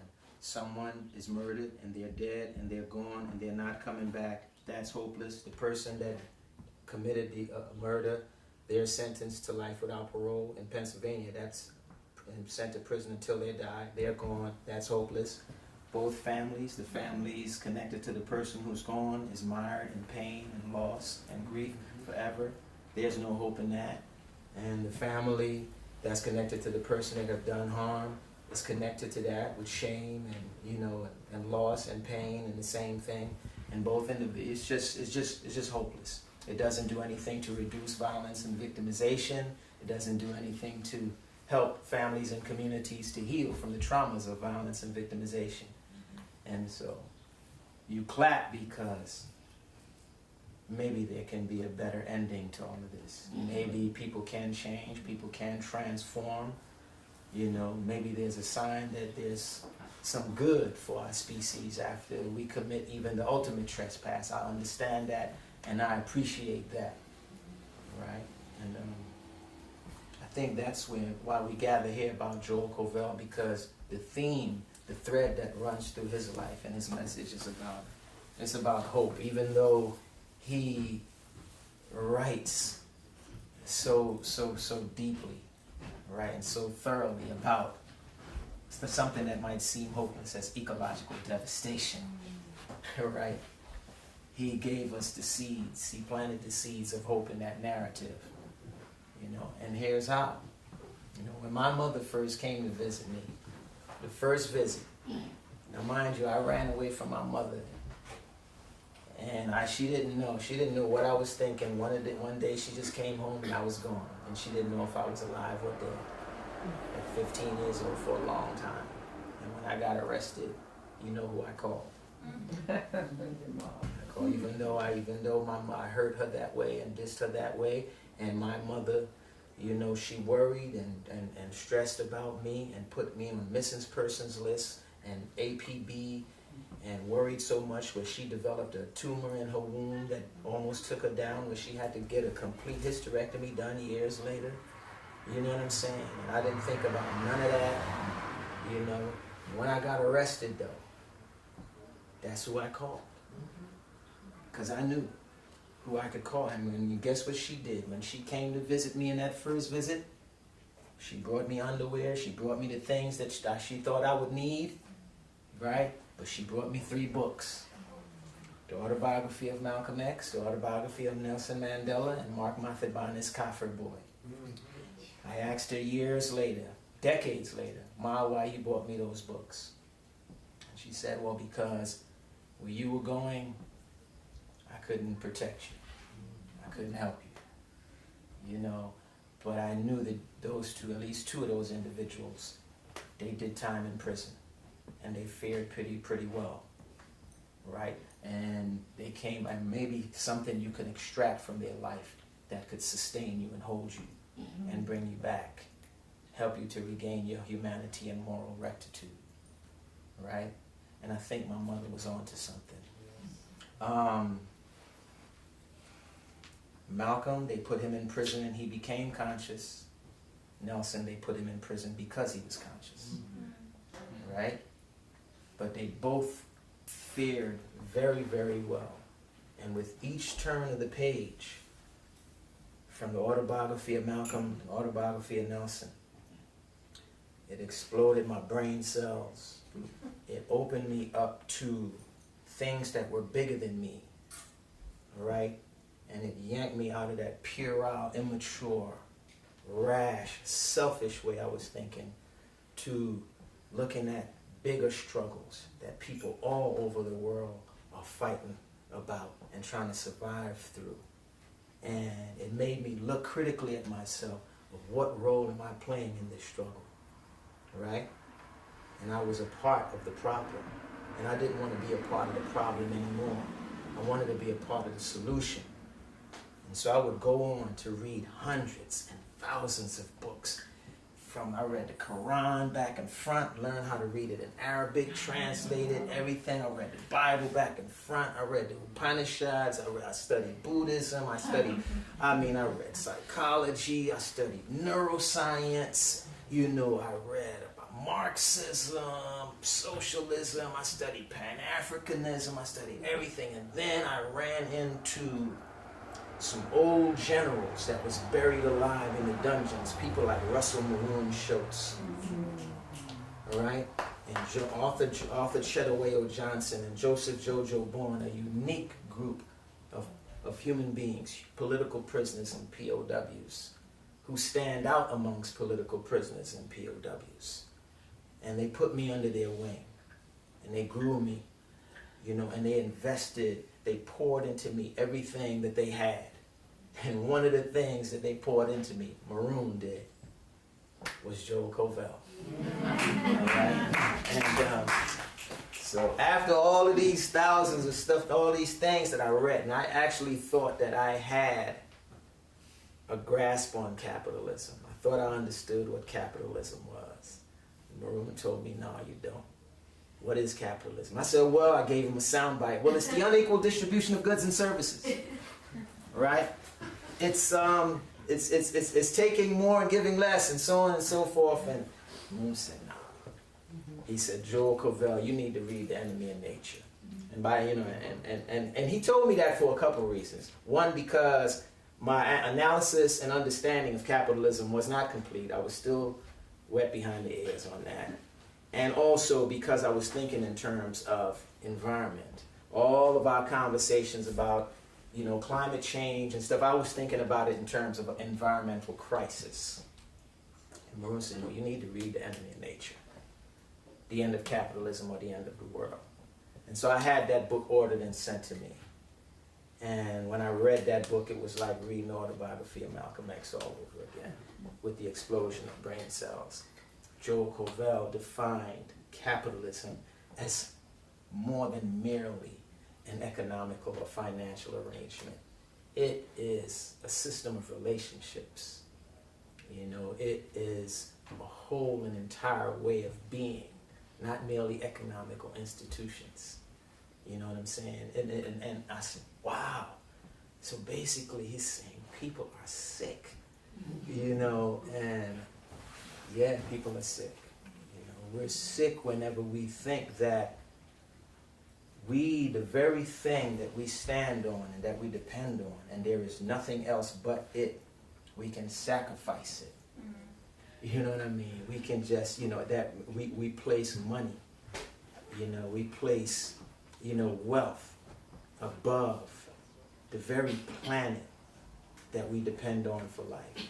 You know, when you have a plan B, a plan A, and it doesn't work, you go to plan B. We might have a plan B, we don't have a planet B. You know what I'm saying? And it's like, as I've read Joel Kovel's words, and he talked about how society and nature are not independent bodies bouncing off each other like billiard balls. He said, therefore, the crisis is not about an environment outside us, but about the evolution, accelerating at sickening velocity of an ancient lesion in humanity's relation to nature, right? To think in terms of that relation is ecological thinking. That's what he said. It's ecological thinking, which requires that we see the world as an interconnected whole. So see, this is the overlapping, the integration of Joel Kovel, the political analyst, the philosopher, and the mystic, right? From that standpoint, he would go on to say, from that standpoint, we see ourselves as part of that whole, right? We see ourselves as part of that whole, which requires us to be connected as natural creatures, right? Whose nature requires us to transform nature itself, right? Am I right or not? Yes. You dig what I'm saying? And I'm just taking y'all on this journey with me, right? And so I'm reading this, I'm like, I gotta, You know, and I've met other people who've read Joel's work, and they said that even though it's a 250-page book, it took them months to read it. Not because it was dense, because it made you do like this, like, wow.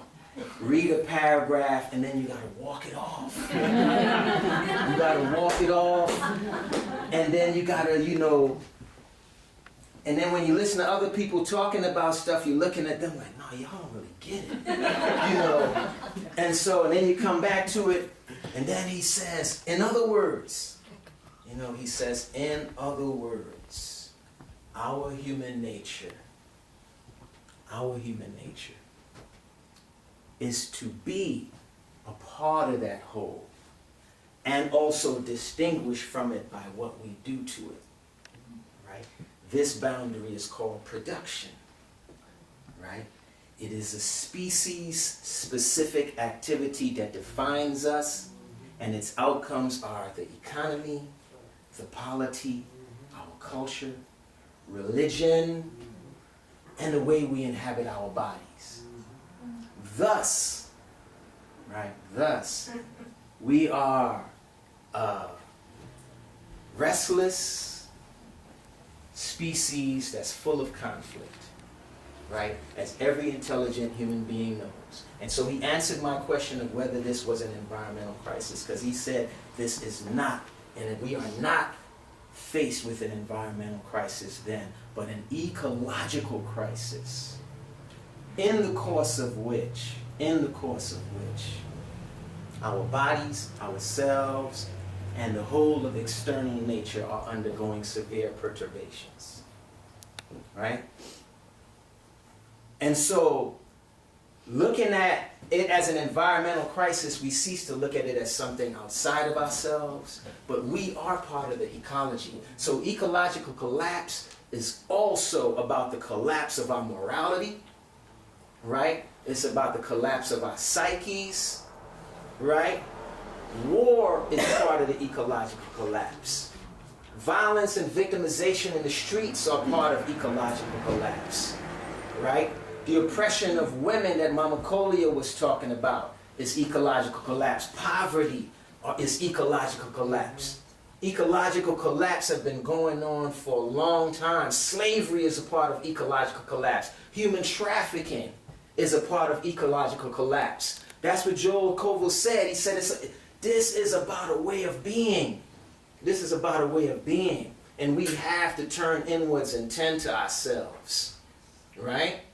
Because everything, all the problems that we face is based on that separation that he talks about, the dominative splitting that he talks about, right? Separation, whether it's race is a form of separation, class is a form of separation, gender, which he calls the gendered bifurcation of nature, is a form of separation, even ecological devastation, seeing ourselves as separate from everything else in the community is a form of, and everything else in the global community. And the global community is not just human beings.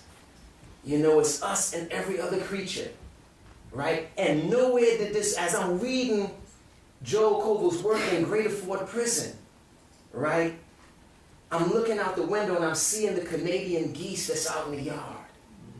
Right? And so we, inside Greater Fort, is two species that's in behind these walls. It's human beings and Canadian geese. Right? And it's really a contentious relationship between the two species. I'm telling you. Listen. These geese, and understand what I'm saying, these geese, when you really think about it, that was really their territory. And the state built a prison on their habitat where they probably will live in for hundreds of thousands of years, maybe millions of years. And so the geese still came.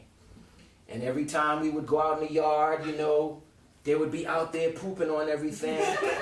And then, you know, as we get to working out, they would fly off until the females laid the eggs. Once the females laid the eggs, it was over. So a different type of genetics kicked in the males, and they became the consummate fathers. Anybody that know Canadian geese, once the female laid the eggs, they will attack you. They're not backing down no matter how big you are, how many. Am I right? Am I right? And so they would chase us and everything. And so I had, no, listen, I'm getting to something. So I had these words on me that I brought from another prison. I ran across these words. I never know who wrote them.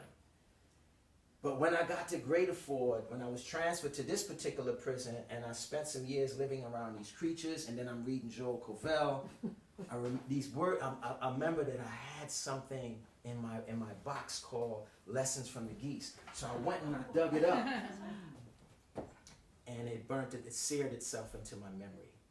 And I think that it's just so important for any discussion that we're having about our relationship to the planet, where we go from here, and how do we get to where we need to go, right? And how, and it really is just putting it in another language what Joel Kovel was trying to give to us.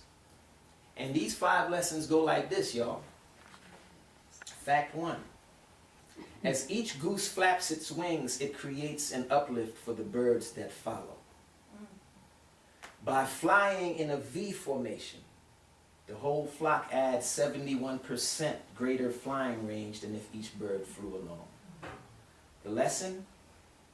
People who share a common direction and sense of community can get where they're going quicker and easier because they're traveling on the thrust of one another.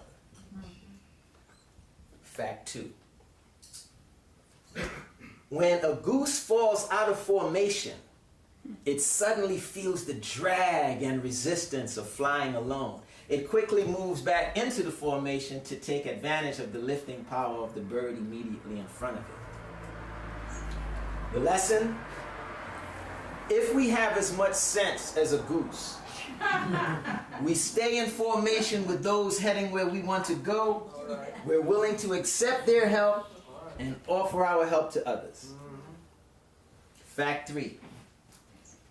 When the lead goose tires, it moves to the back of the formation, and then another goose flies to the point position. The lesson. It pays to take turns doing the hard tasks and sharing leadership. As with geese, people are interdependent on each other's skills, capabilities, and unique arrangements of gifts, talents, and resources. Fact 4.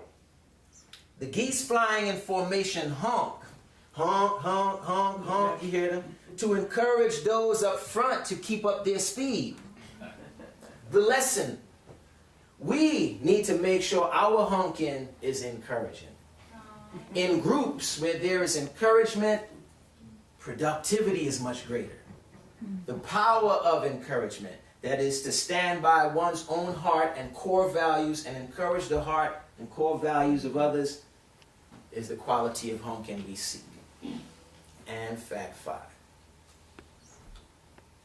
When a goose gets sick, wounded, or shot down, 2 geese drop out of formation and follow it down to help and protect it. Did anybody know that? I didn't. I didn't. They stay with it until it dies or is able to fly again. Then they launch out with another formation or catch up with the larger flock. The lesson. If we have as much sense as geese, we will stand by each other in difficult times as well as when we are strong. Right? Those are the 5 lessons from the geese. And so even though we were in Greater Ford Prison, behind these 40-foot high, thick concrete walls where we were like cut off from nature, we couldn't even see trees and things like that. Nature, God, the universal life force, however we choose to understand things, didn't leave us without a beautiful example in the form of these magnificent creatures on what it takes to keep a family together, run an organization, right? Keep a team together, build caring communities, right? Keep a movement consolidated and moving forward, right? And so here we are in this time where human intellect may very well have us looking in the face of the sixth extinction, human intellect, right? Maybe we need to start deferring to another kind of intelligence.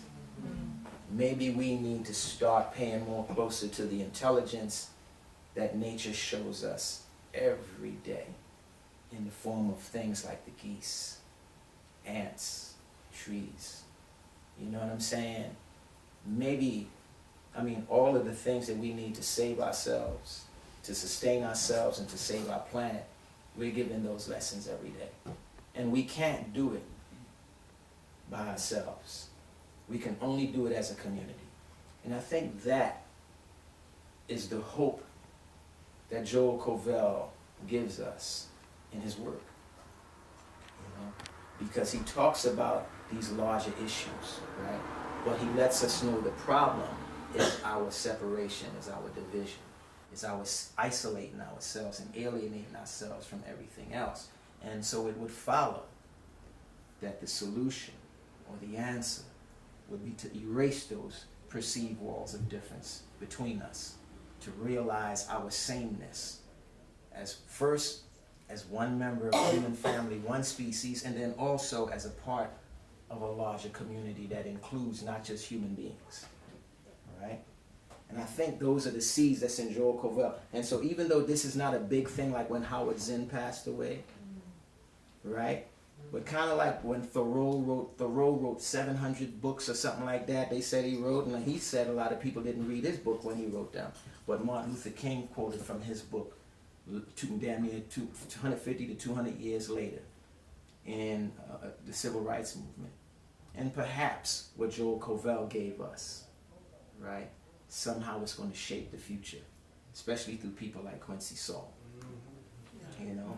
And so, in closing, in Philadelphia right now, since I've been home, still riding on that rising tide of consciousness that Joel Kovel is playing, even after his passing, a key role in making happen. You know, we have something coming up on September 8th called Ubuntu Philadelphia, you know, which is about families of victims of homicide, families of people who've committed homicide, people who've survived violence, and people who've committed harm themselves, coming together in an open space for a dialogue about community healing and community transformation, realizing Ubuntu, which is translated as I am because you are, or I am because we all are. And so thank you for your time. It's such a blessing to be in front of you. That's why this is such an important moment to me, and I hope that, you know, that we keep Joel Kovel's message going. We plant those seeds in our children, because ultimately that's what's going to save them. Like Mary McLeod Bethune said, she said, we must remake the world. The task is nothing less than that.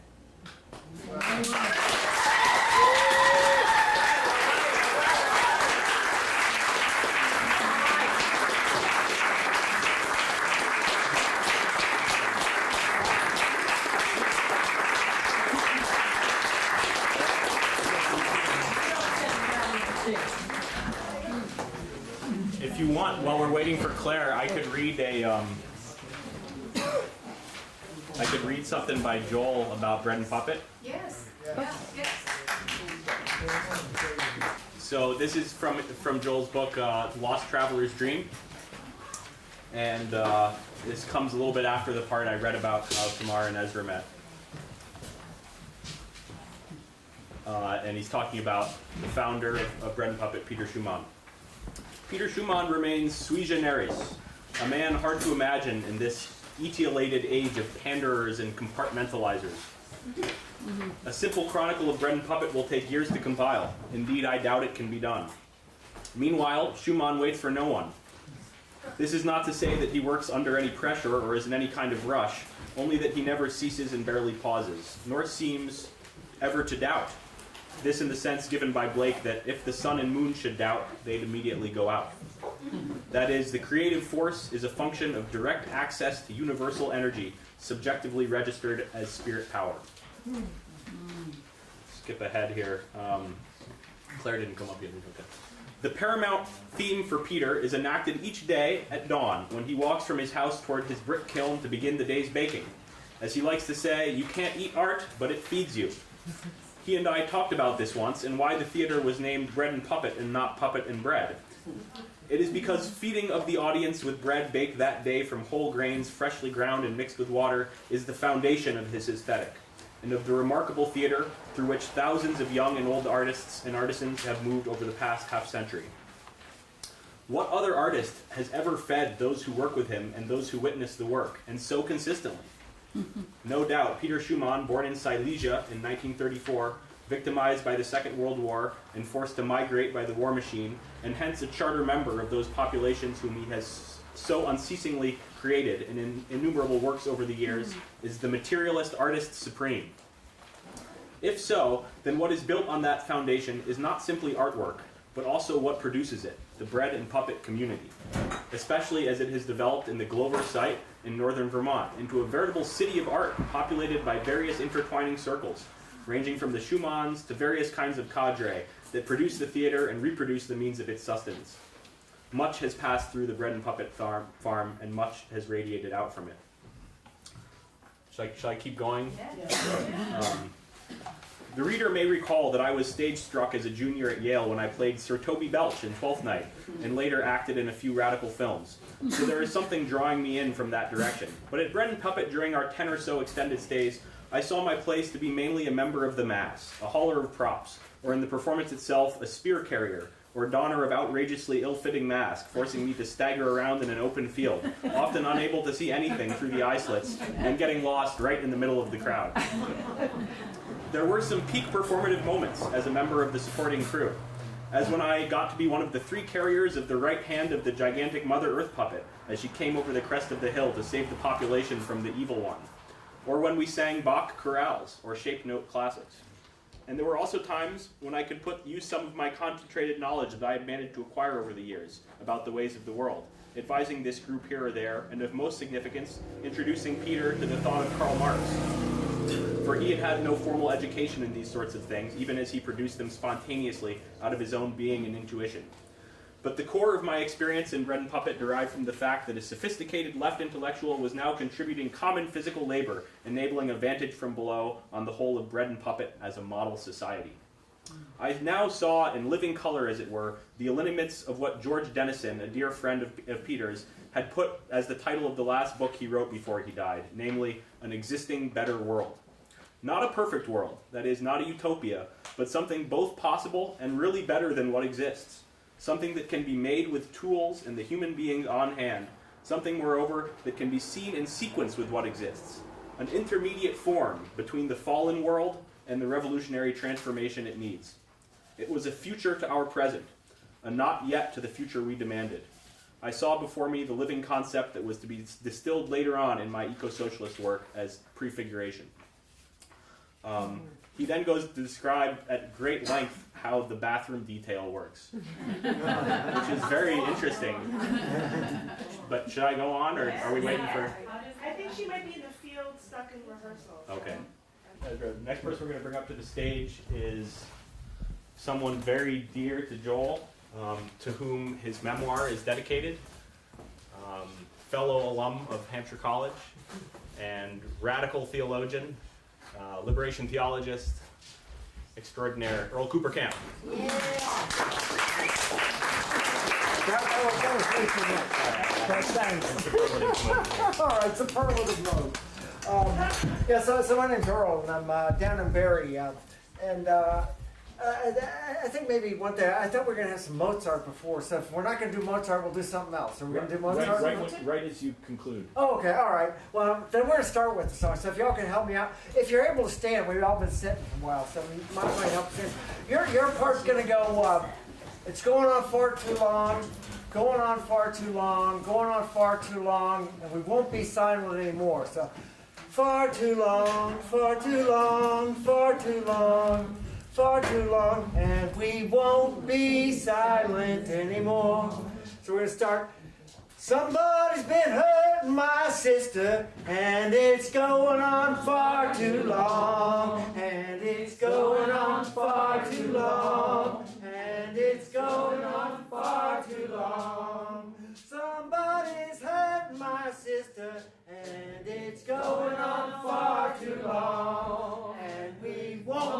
be silent anymore.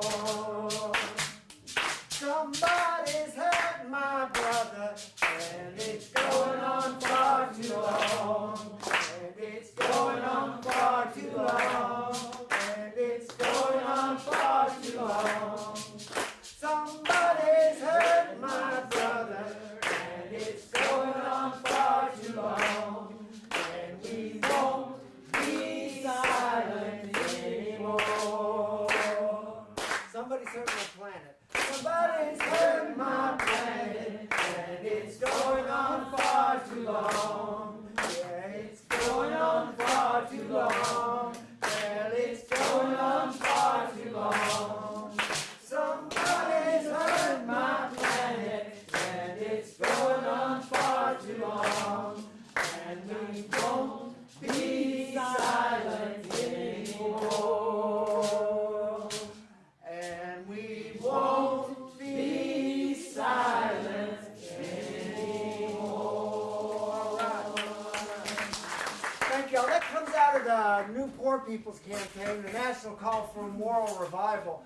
We've been doing that here on the 50th anniversary, but not to look back, but really look forward. In 40 state houses around the country, right here in Montpelier, here in Vermont, for 40 days, we had times where we get together, sing that song. People committed acts of nonviolent, what would you call it? Nonviolent moral fusion direct action, which is also known as civil disobedience. We just said, because we're not going to be silent anymore.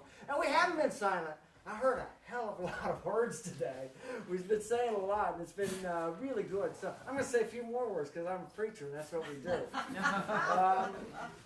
But as I was thinking, coming here, you know, a very wise woman, Anne Lamott, a writer, writes, in Christian faith, death is just a major change of address.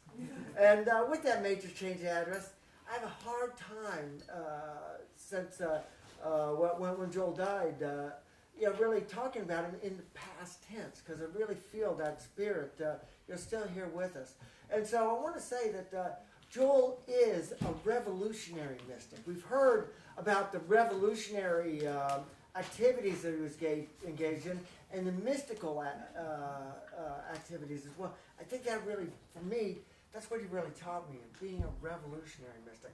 I first met Joel Kovel back in the late 70s in his book, White Racism. And for a young man who'd grown up down in Jim Crow in Kentucky, that was just literally, talk about a revolution. It just, like Brother Ghani said, the brain cells exploded. They were just all over the place.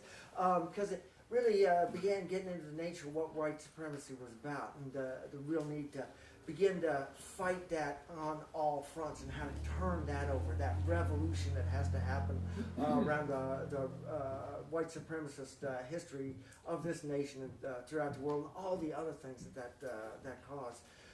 Also, then it was later on when I actually, in that wonderfully incarnational way that we have in Christian faith, I actually met Joel in the flesh when he came to St. Mary's Church at the invitation of one of our members, Jim White, who just finished Enemy of Nature, was having a little bit of a tussle with the authorities at Bard College, and so began looking for some new ways, and heard about this little church in West Harlem where he's invited to begin talking to us about eco-socialism. And it really, I have to say, that's where there was a whole nother revolution for me. That eco part of it, the oikos, the household, it's about coming home. It's about living in our home. And it's about how we are home together. Those relationships that we have with each other. Establishing our home and making sure we take care of what that home is. And Joe could do that in that wonderful long run, a vision that still is with us all today. That's why I really want to thank each and every one of you for being here, for what you've said, for what you've sung, for what you've felt. It's only because of Joel Kovel, that revolutionary mystic, that we could be here today. Earlier when we gathered at St. Mary's, just again blown away that even in death, that spirit could be so present for each one of us. But I think it was also in that time at St. Mary's when Joel and I would speak, that there was, he was a man of words.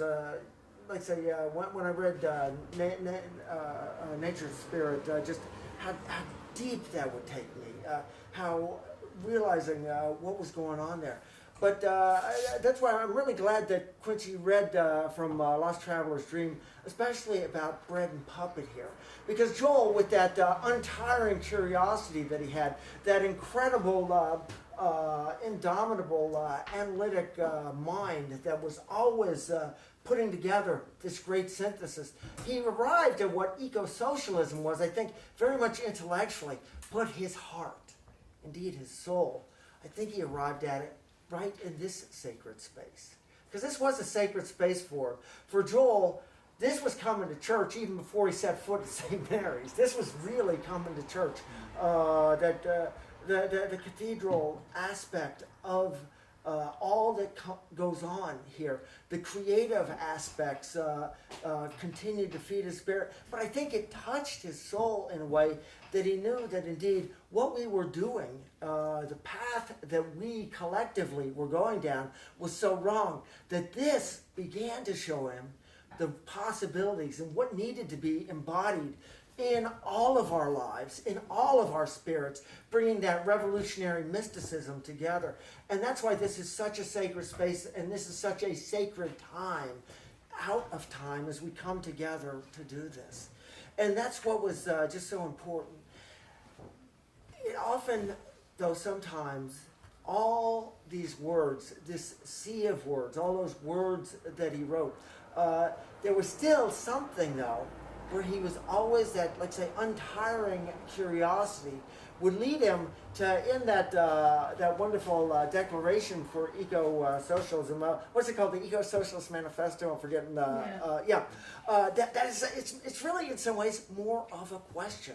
And it's a question of our revolutionary imaginations. Because Joel saw how our imaginations would be killed. He wanted them to be alive. That revolutionary hope that Brother Ghani spoke about so incredibly profoundly and eloquently. Those were what really, I think, both fed him in this, and that's what brings this out of time. That's what makes that mysticism of his always to be that place beyond words where he could touch the eternal, touch that spirit that was so deep. And he never could quite put it into words. Even Joel Kovel couldn't put it into words, but you could see it in his face. When he would be at church and come up for communion, when Charles Kelly was singing the Lord's Prayer in a way that I used to tell Charles, you sang it even better, Jesus prayed it. You know, just that there'd be an incredibly faraway look in his eyes as he touched that eternal. There, the different kind of bread than bread and puppet, but a bread that was something that for Joel was holy, that was that incredible divine presence, that was that eternal spirit. That's where that mystic part came in. That fed that revolutionary, but that also made it so that that's where he wanted the justice. Justice for all. Justice for this planet. Justice for all creation. Justice to continue to feed us all. And that's what makes this time so special. Time out of time. Also, as I was reflecting on this, it kind of struck me there was a wonderful irony in this as well. We're about to do what we're calling a procession.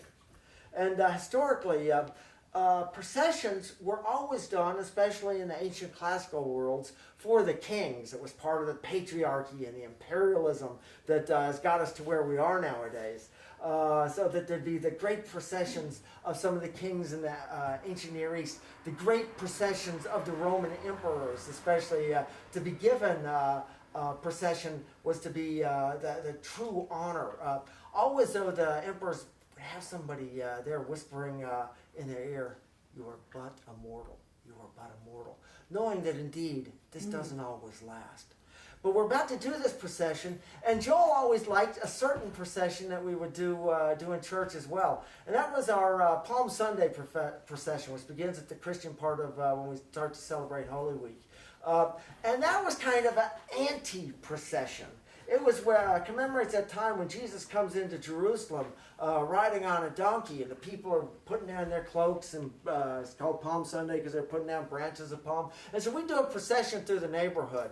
And in doing so, we look at the conditions that they were, but also at the same time look at how that another world could be possible. That was that revolutionary mysticism, and Joel always really liked that. So I think maybe what we're doing today isn't so much a procession as kind of an anti-procession, as you will, against the patriarchy, against the imperialism and colonialism, against the capitalist death of this planet, but rather trying to find that revolutionary mysticism, trying to find that place which really feeds our spirits and makes us one with each other in that Ubuntu sort of sense that I am because we are. And so I think as Professor Clark has really, brought that home for us so powerfully.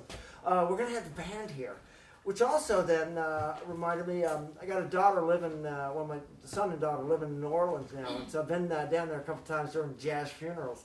And that says that, yeah, indeed, we come to this period of death. We come to this period of death, and it means that sorrow and that loss that we have, but it's also a time for memorial, like what we're doing.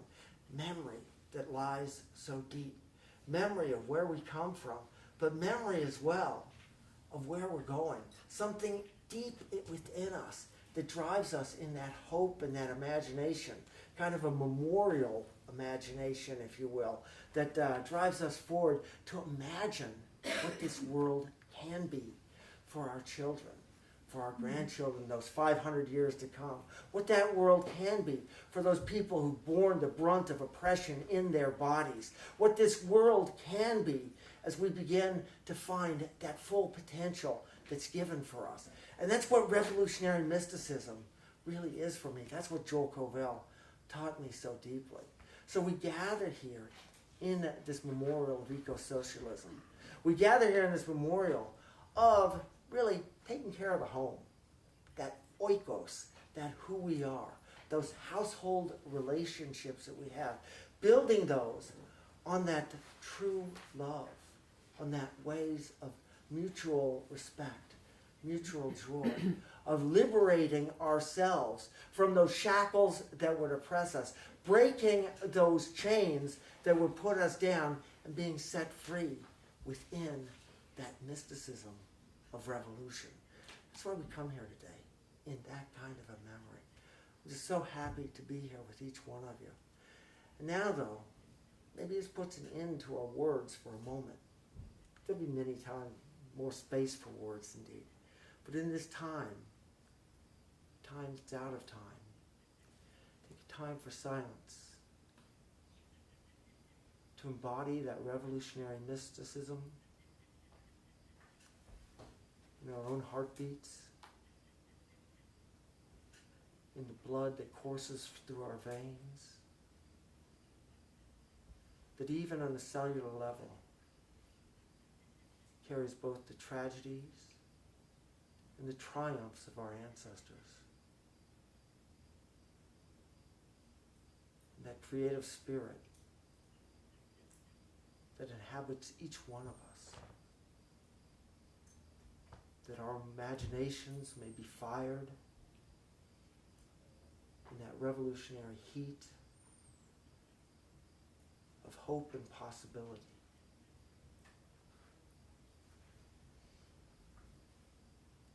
That our bodies may be fed with the bread of this world.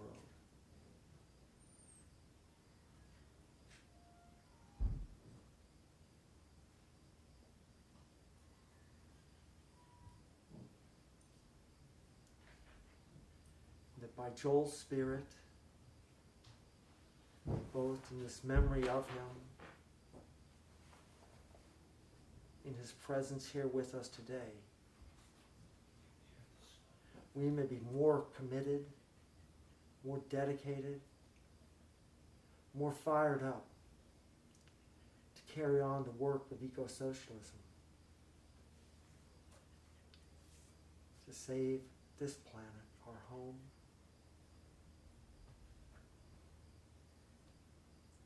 to be redeemed by the spirit of those who've been oppressed and treated cruelly.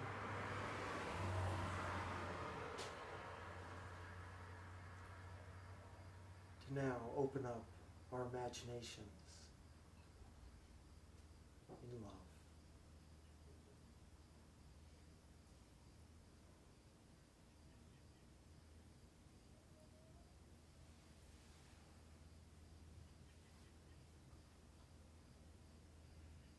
Let us say together, I am. I am. Because we are. Because we are. Amen. Amen.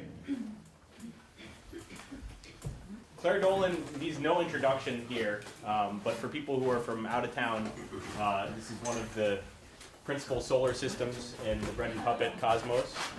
And this, what you're about to see, I think was performed for the first time, maybe, in Massachusetts at the second convergence that we did. And is it about sand? Yeah, I'll tell. All right. Thank you, Claire.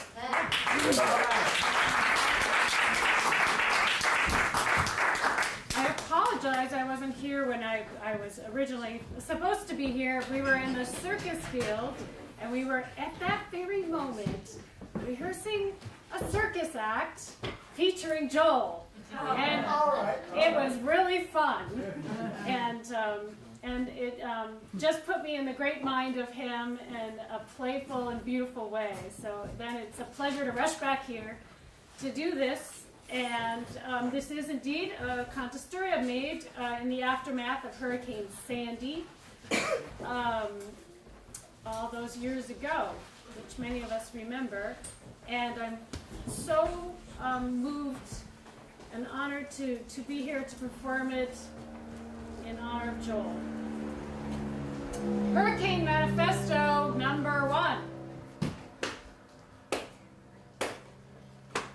To this world where on the winds are wild, each of you came as a naked child, owning nothing. Your body froze when a woman gave you swaddling clothes. No one called you, you were not besought. In no handsome carriage were you brought. On this earth you were quite unknown when a man placed his hand in your own. The sweeping hand of the hurricane reminds her distracted and ignorant children. Now it is time to do away with the bells and whistles of this gloriously decorated hamster wheel of your so-called civilization. The hurricane says, now I have taught you how easy it is to revive the old-fashioned practice of hand-to-mouth neighborhoodism in place of cell phone and Facebook and all kinds of other electronic stuff, all of it easily wiped out with one nonchalant puff of my mighty breath. Yeah. Like a doe nudging her newborn fawn to take its first step, I say to you, it is time to begin. It is time to begin. It is time to begin. Step 1. Employ simple feet or bicycles bicycles to carry yourself next door to your neighbors. Step 2, utilize outdated knuckles to knock at your neighbor's door. Step 3, activate crucial back muscles involved in the digging out of the mud, feeding, and blanket-giving activities central to the true and enthusiastic practice of hand-to-mouth neighborhoodism. And thus awakened, now you are ready to advance to the nuanced art of deep eye-to-eye gazing, ear-to-chest heartbeat recognition, full body embracing, and all the other forgotten arts of the caveman era. The howling voice of the hurricane entreats her distracted and ignorant children. Now, rethink your everyday life. Rethink the concrete and asphalt expressions of your ambition. Do not rebuild the merchandise-choked boardwalks of New Jersey, smothered with an endless number of souvenir shops and eateries designed to stoke the insatiable hunger of commonplace American capitalism. And do not rebuild the constipated Chelsea art galleries, crammed with unaffordable expressions of anxiety-ridden artists. Don't do it! Now is your chance to take a different path. Take a different path.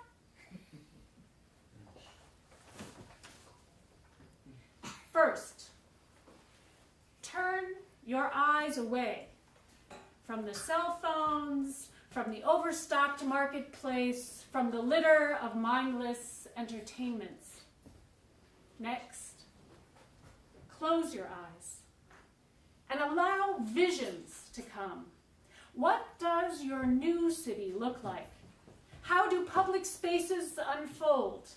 How do they elegantly nourish space for frivolous chit-chat and serious philosophical debate, for non-virtual hanging out? Next, open your eyes and look up. Open your eyes and look up.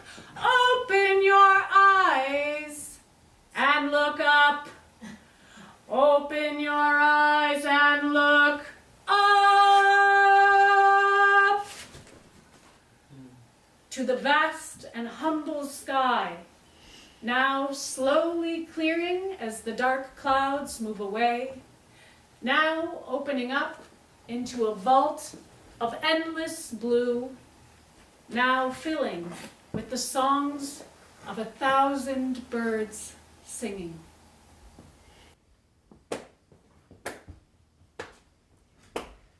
And this world, it is not in your debt. No one stops you if you try to quit. To you many turned a deaf ear, many too on your account shed tears. From this earth where on the winds are wild, you depart with scurf and scab defiled. Almost all rejoice at their own birth, long before they go back to the earth. We'll miss you, Joel.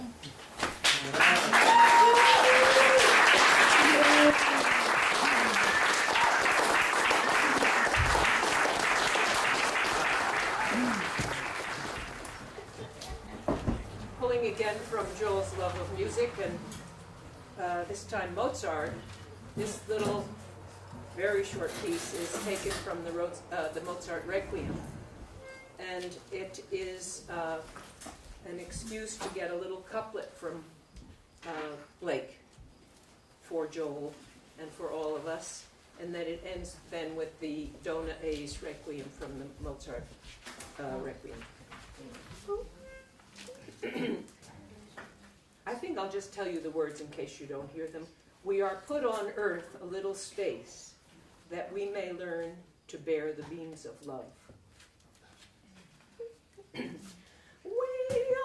put on earth a little space that we may learn to bear the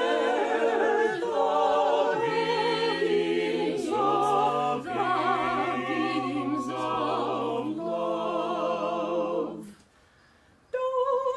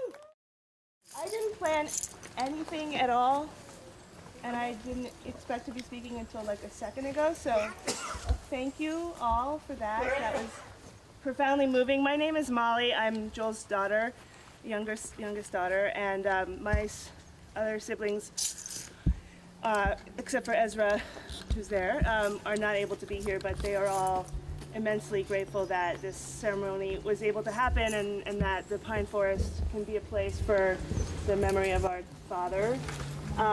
This really was, for those of you who were rehearsing and didn't manage to hear the memorial symposium, this really was very hallowed ground for him in the most profound way.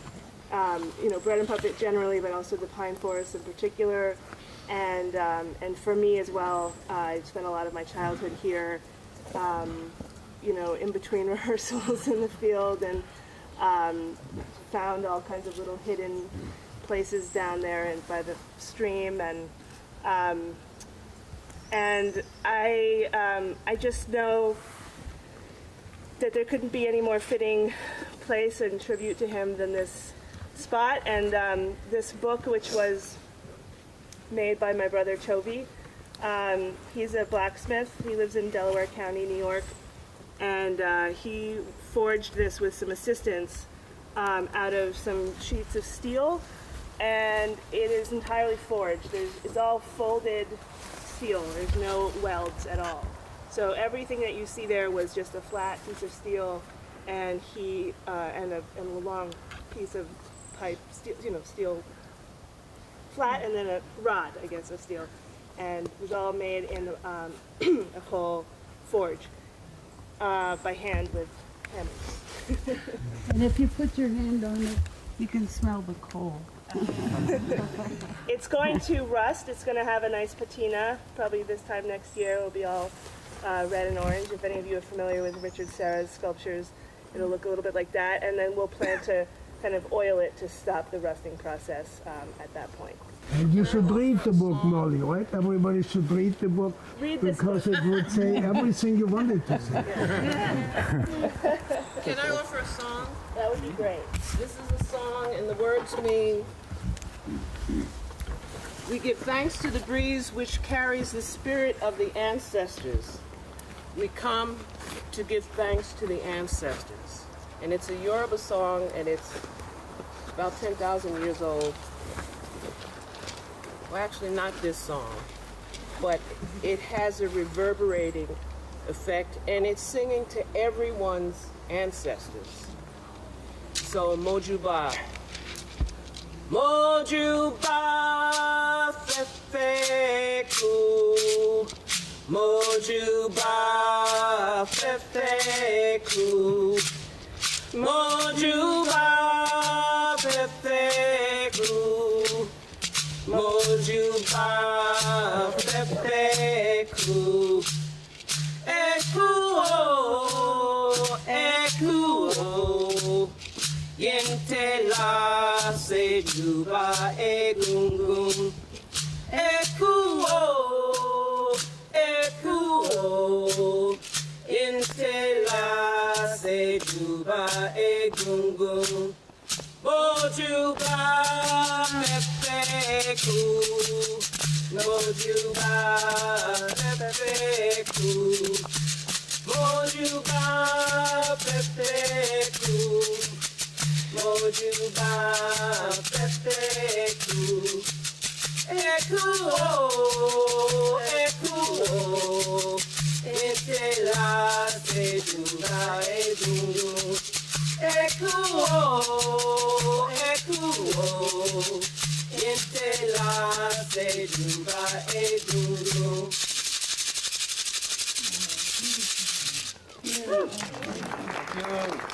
Thank you.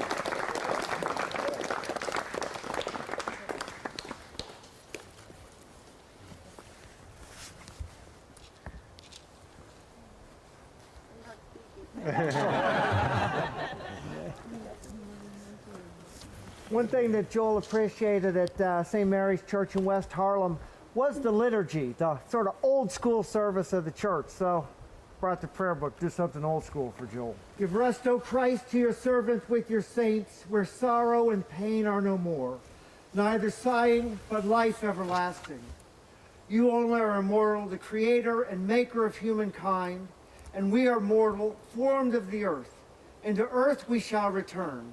For so you did ordain when you created me, saying, you are dust, and to dust you shall return. All of us go down to the dust, yet even at the grave we make our song, Alleluia, Alleluia, Alleluia. Into your hands, O merciful Savior, we commend your servant Joel. Acknowledge, we humbly beseech you, a sheep of your own fold, a lamb of your own flock, a sinner of your own redeeming. Receive him into the arms of your mercy, into the blessed rest of everlasting peace, and into the glorious company of the saints in light. In sure and certain hope of resurrection to eternal life, through our Lord Jesus Christ, we commend to Almighty God our brother Joel, and we commit him to the ground. Earth to earth, and ashes to ashes, and dust to dust. The Lord bless him and keep him. The Lord make his face to shine upon him and be gracious to him. The Lord lift up his countenance upon him and give him peace. Amen. Amen. Lift thine eyes, oh, lift thine eyes to the mountains, whence cometh, whence cometh, whence cometh help, whence cometh, whence cometh, whence cometh help.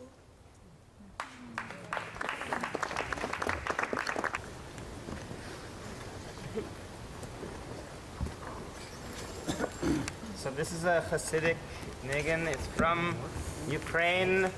It's interesting, right?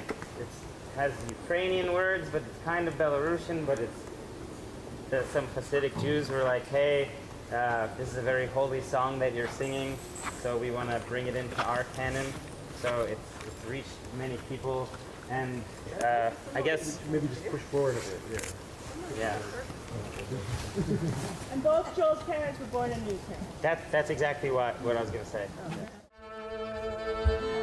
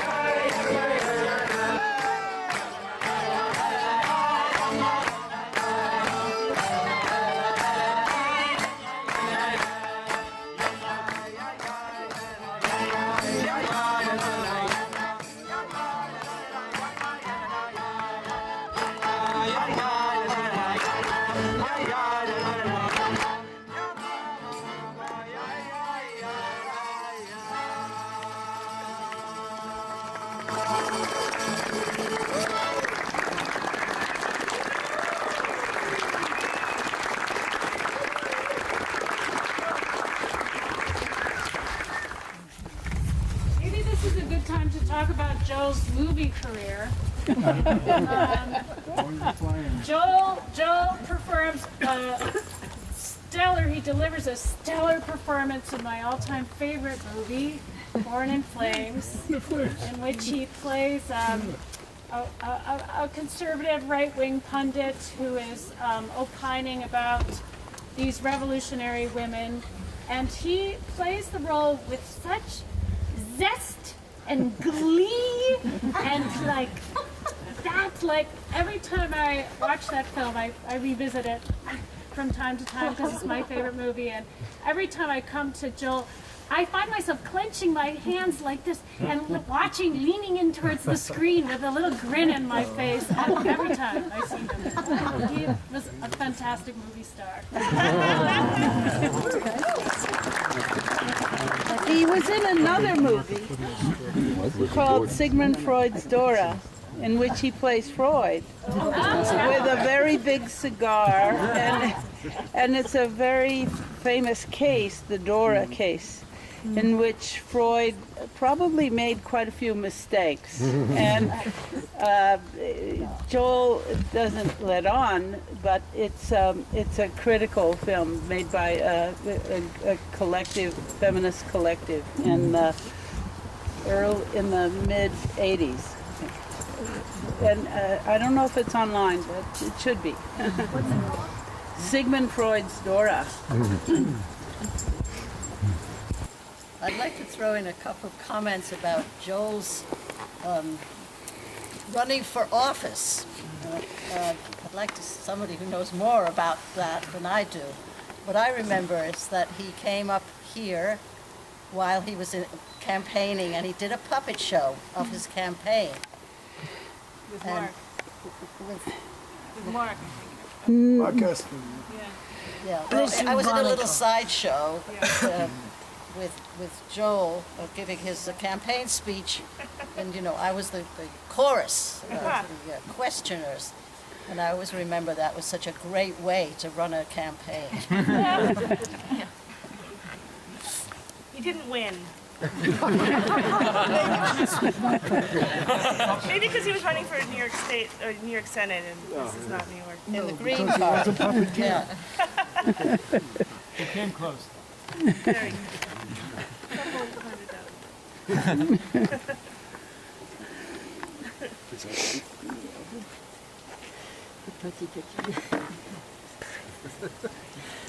I'd just like to say a few words about Joel's book, his last book, Memoirs of a Lost Traveler. Yes.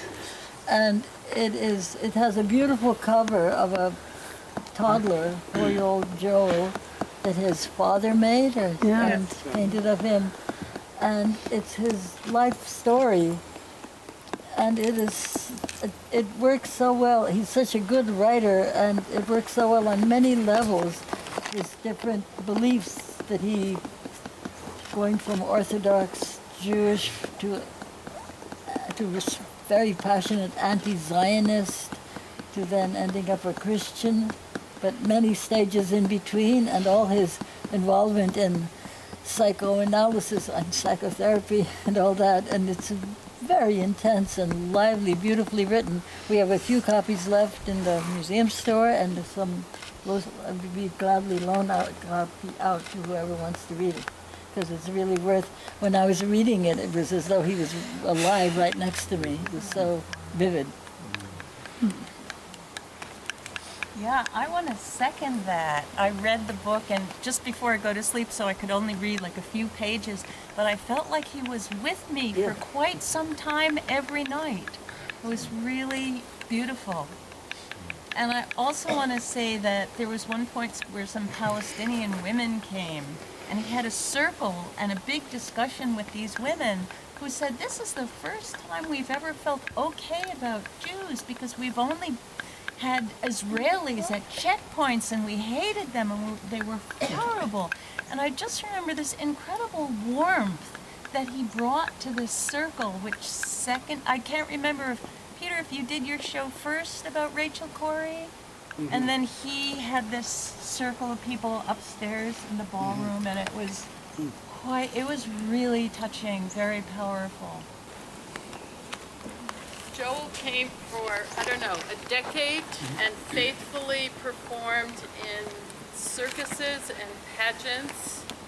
And in editing the movie, there were many shots of a figure kind of wandering off from the group, some big puppet that obviously was very difficult, like a house with a puppet inside of it, and that had to move like from here all the way across the field. And there'd be this one wandering off. Then you'd hear Peter yell, "Stop! Get that! Get that!" And we realized later it was Joel. It happened in a few pageants, rehearsals, not in the show. But it was just like Joel just did these very difficult puppeteering things. It was very impressive. I think he had to crawl through the tunnel one year. Wearing a devil's mask. Oh my god, that was legendary. There's a tunnel, there used to be a tunnel on the circular field where you could climb from behind the thing and like emerge. He was in the tunnel? He went through it, yeah, and he was wearing a devil's mask, and he had terrible vision, even without a mask. So, imagine what it must have been like. In his book, Joel describes working at Bread and Puppet and all the creative things and all the little visionary stuff. And the biggest part of the longest section is about moving outhouses. Yes. So it was right down to the practical ability too. And his admiration for Michael Dennison and his glorious youth doing as a main job, shit digging. The outhouse crew, the proud outhouse crew. Joel was always Number one volunteer job that everybody wanted. What happened? I remember he was in a play, he wasn't the director, but it was about the massacre in Connecticut, on the Connecticut River. Pequod massacre. Who else was in that? You mean the Thanksgiving show way back in Brooklyn? The Toy Theater show? No, it was a sideshow. A sideshow. I think it was. But he was so, he had no idea about it, and it really influenced. So he later wrote a book about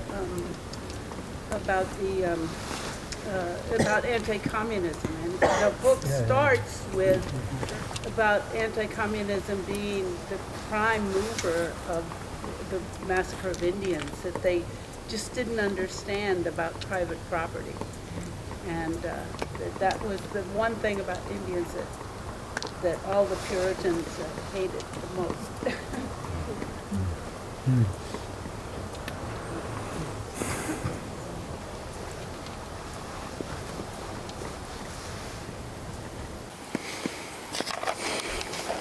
This afternoon, when most of you were in the rehearsal in the ballroom, there were such excellent speakers who talked about Joel and the different connections and the different influences he had on his life, and I wish some of them would maybe give a short summary. I think that was meant to happen right now.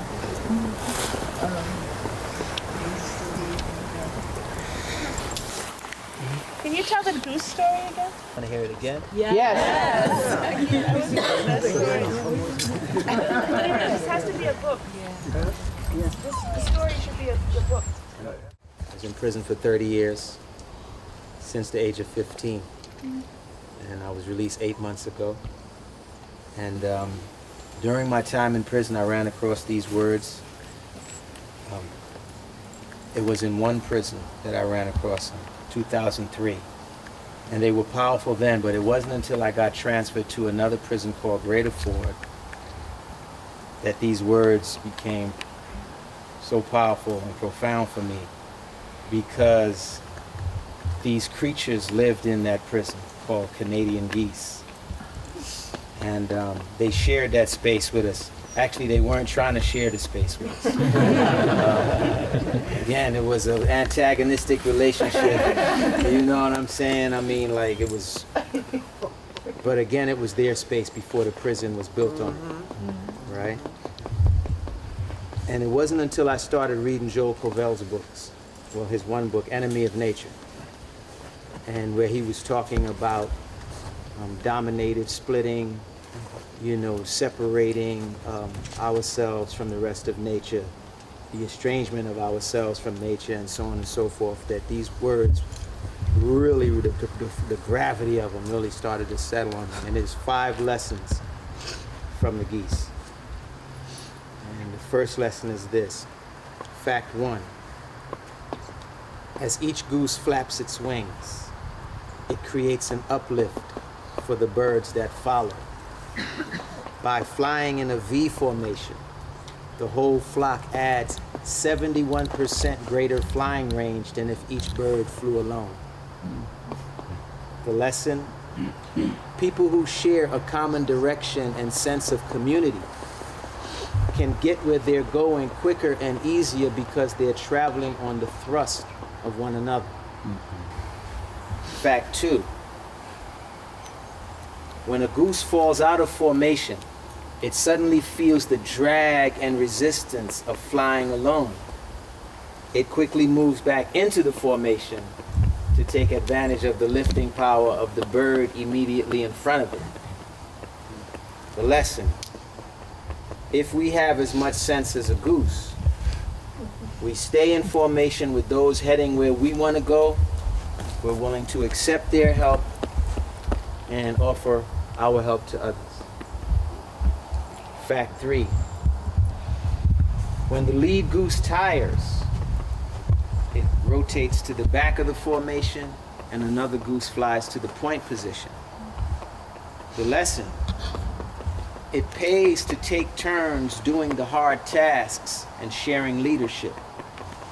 As with geese, people are interdependent on each other's skills, capabilities, and unique arrangements of gifts, talents, and resources.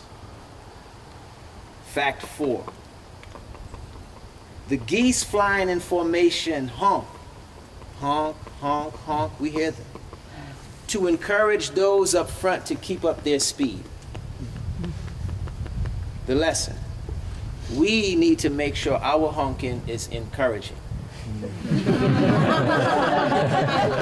In groups where there is encouragement, productivity is much greater. The power of encouragement, that is to stand by one's own heart and core values and encourage the heart and core values of others, is the quality of honking we seek. And fact 5. When a goose gets sick, wounded, or shot down, 2 geese drop out of formation and follow it down to help and protect it. Who knew that? Right? They stay with it until it dies or is able to fly again. Then they launch out with another formation or catch up with the larger flock. The lesson: if we have as much sense as geese, we stand by each other in difficult times as well as when we are strong. Right? So we'll probably, hopefully, never look at Canadian geese the same again. Right? Respect these creatures. Because again, even when we were behind prison walls at Greater Ford, where the walls were like almost as tall as these trees, where we couldn't even see trees and we were cut off from nature, we still were given something by nature to show us, you know, what it is to work together, to build a community, to keep families together, teams, run organizations, and just do what it takes to save our communities, save our family, right? Save our world. Because we can't do it without each other, and we are each other's only hope. And I think if we look deeply enough in Joel Kovel's work, we'll see that those seeds trapped in there. That's the message. And as Joel's energy, you know, life, every life is an energy. And Joel's energy is producing this in this moment, us coming together. You know, and this is the example.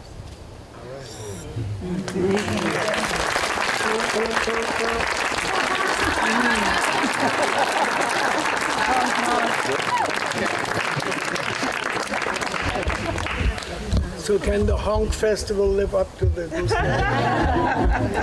Trying. Yeah.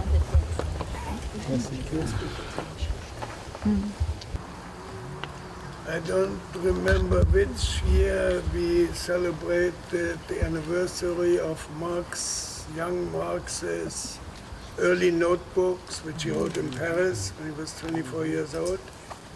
And Joel was here and gave Karl Marx classes. You remember that? Pretty amazing. Yep. So he had an intense knowledge of these greatest writings of Marx. He's very young writer, just after he got married, when he moved to Paris with his young wife, and he wrote these notebooks. Amazing. We made little postcards of a lot of the slogans, reflections on work and labor and we did the Marx money nativity. and so forth. And we did a Karl Marx nativity. Without crucifying him.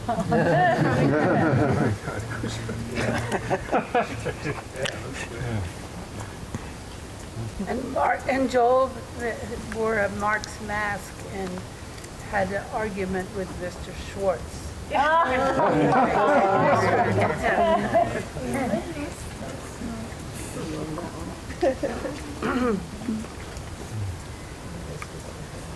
think my first year here was around the time, it must have been the same year that The Enemy of Nature came out, the book.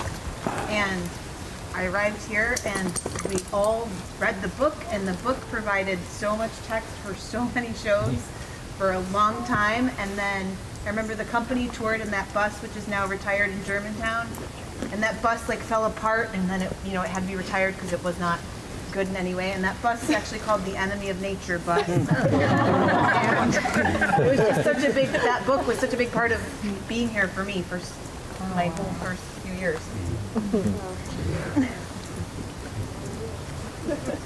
I think it's still leaking oil. Yeah.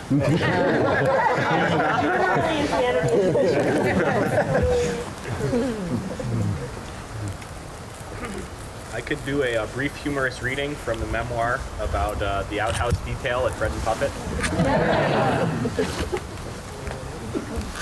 Sure. I'm just doing excerpts. After all, what is to happen with the bread and aioli? Eventually, Michael Dennison became, so to speak, the foreman of the outhouse crew, seeing to it that these structures were built, maintained, rehabilitated, and cleaned as needed. He would announce whatever had to be done at the morning meeting where tasks for the day were allocated, and then meet with the volunteers later on. Now, if we were to take a kind of straw poll here, I warrant that the average person would foresee difficulties in recruiting sufficient numbers of workers for Dennison's task, given the widely recognized fact that latrine duty is pretty much the nadir as so far as the social hierarchy of labor goes. That's what the untouchables are for, inasmuch as cleaning up excrement pretty much defines the bottom of society's pyramid of value. Important philosophical glosses indirectly surround this principle. For example, the notable Marxist Hegelian dictum that the realm of freedom begins where the realm of necessity ends. There being little that more combines necessity, displeasure, and unfreedom in everyday life than dealing with piss and shit. And who has not heard or even said so, him or herself, that the reason socialism or communism would not work is that we are always going to need lesser kinds of people to do lesser kinds of work, like cleaning latrines, so that the higher people could do higher things. How strange, then, that Bread and Puppet would draw to itself such bizarre folk as would actually want to do Michael's outhouse duties, and think of it as a kind of privilege. For they, which to be sure included myself, would volunteer in droves to clean out the waste pits. We didn't just go to clean up, however, but to do so in the presence of others, a presence livened by jokes, laughter, and often enough singing. It was another example of the truth that production is first of all a matter of social relations. That we puppeteers went gladly to do jobs considered onerous by a repressive society had to do with the fact that this was freely associated labor, outside the money circuits that comprise capital's brain, non-hierarchical except for Michael's benign delegated organizing and collectively carried out. Under such circumstances, a transvaluation occurs, lightening the weight of civilization and its repression of nature and the body, excrements included, the release of which nature provides is highly pleasurable for all the disgust it provokes in so many. It all came down to the quality of the labor as expressed through the relations among those who exercised it. The power of this was shown one summer when compelling obligations forced Dennison to be unable to take part in the actual theatrical events, but he would not be kept away. Rather, hopping into his car for a 200-mile drive to Glover from Maine, arriving just in time to assume the leadership of the Outhouse Brigade, helping to get things ready for the performance, and leaving when he achieved his goal. It all cut very deep, these lowly matters, deep and far back into our lives.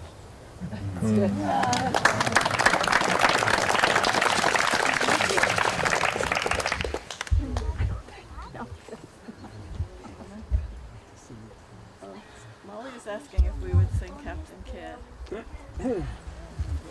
One more time. Sorry, we sang the Can wind. we sing Captain Kidd?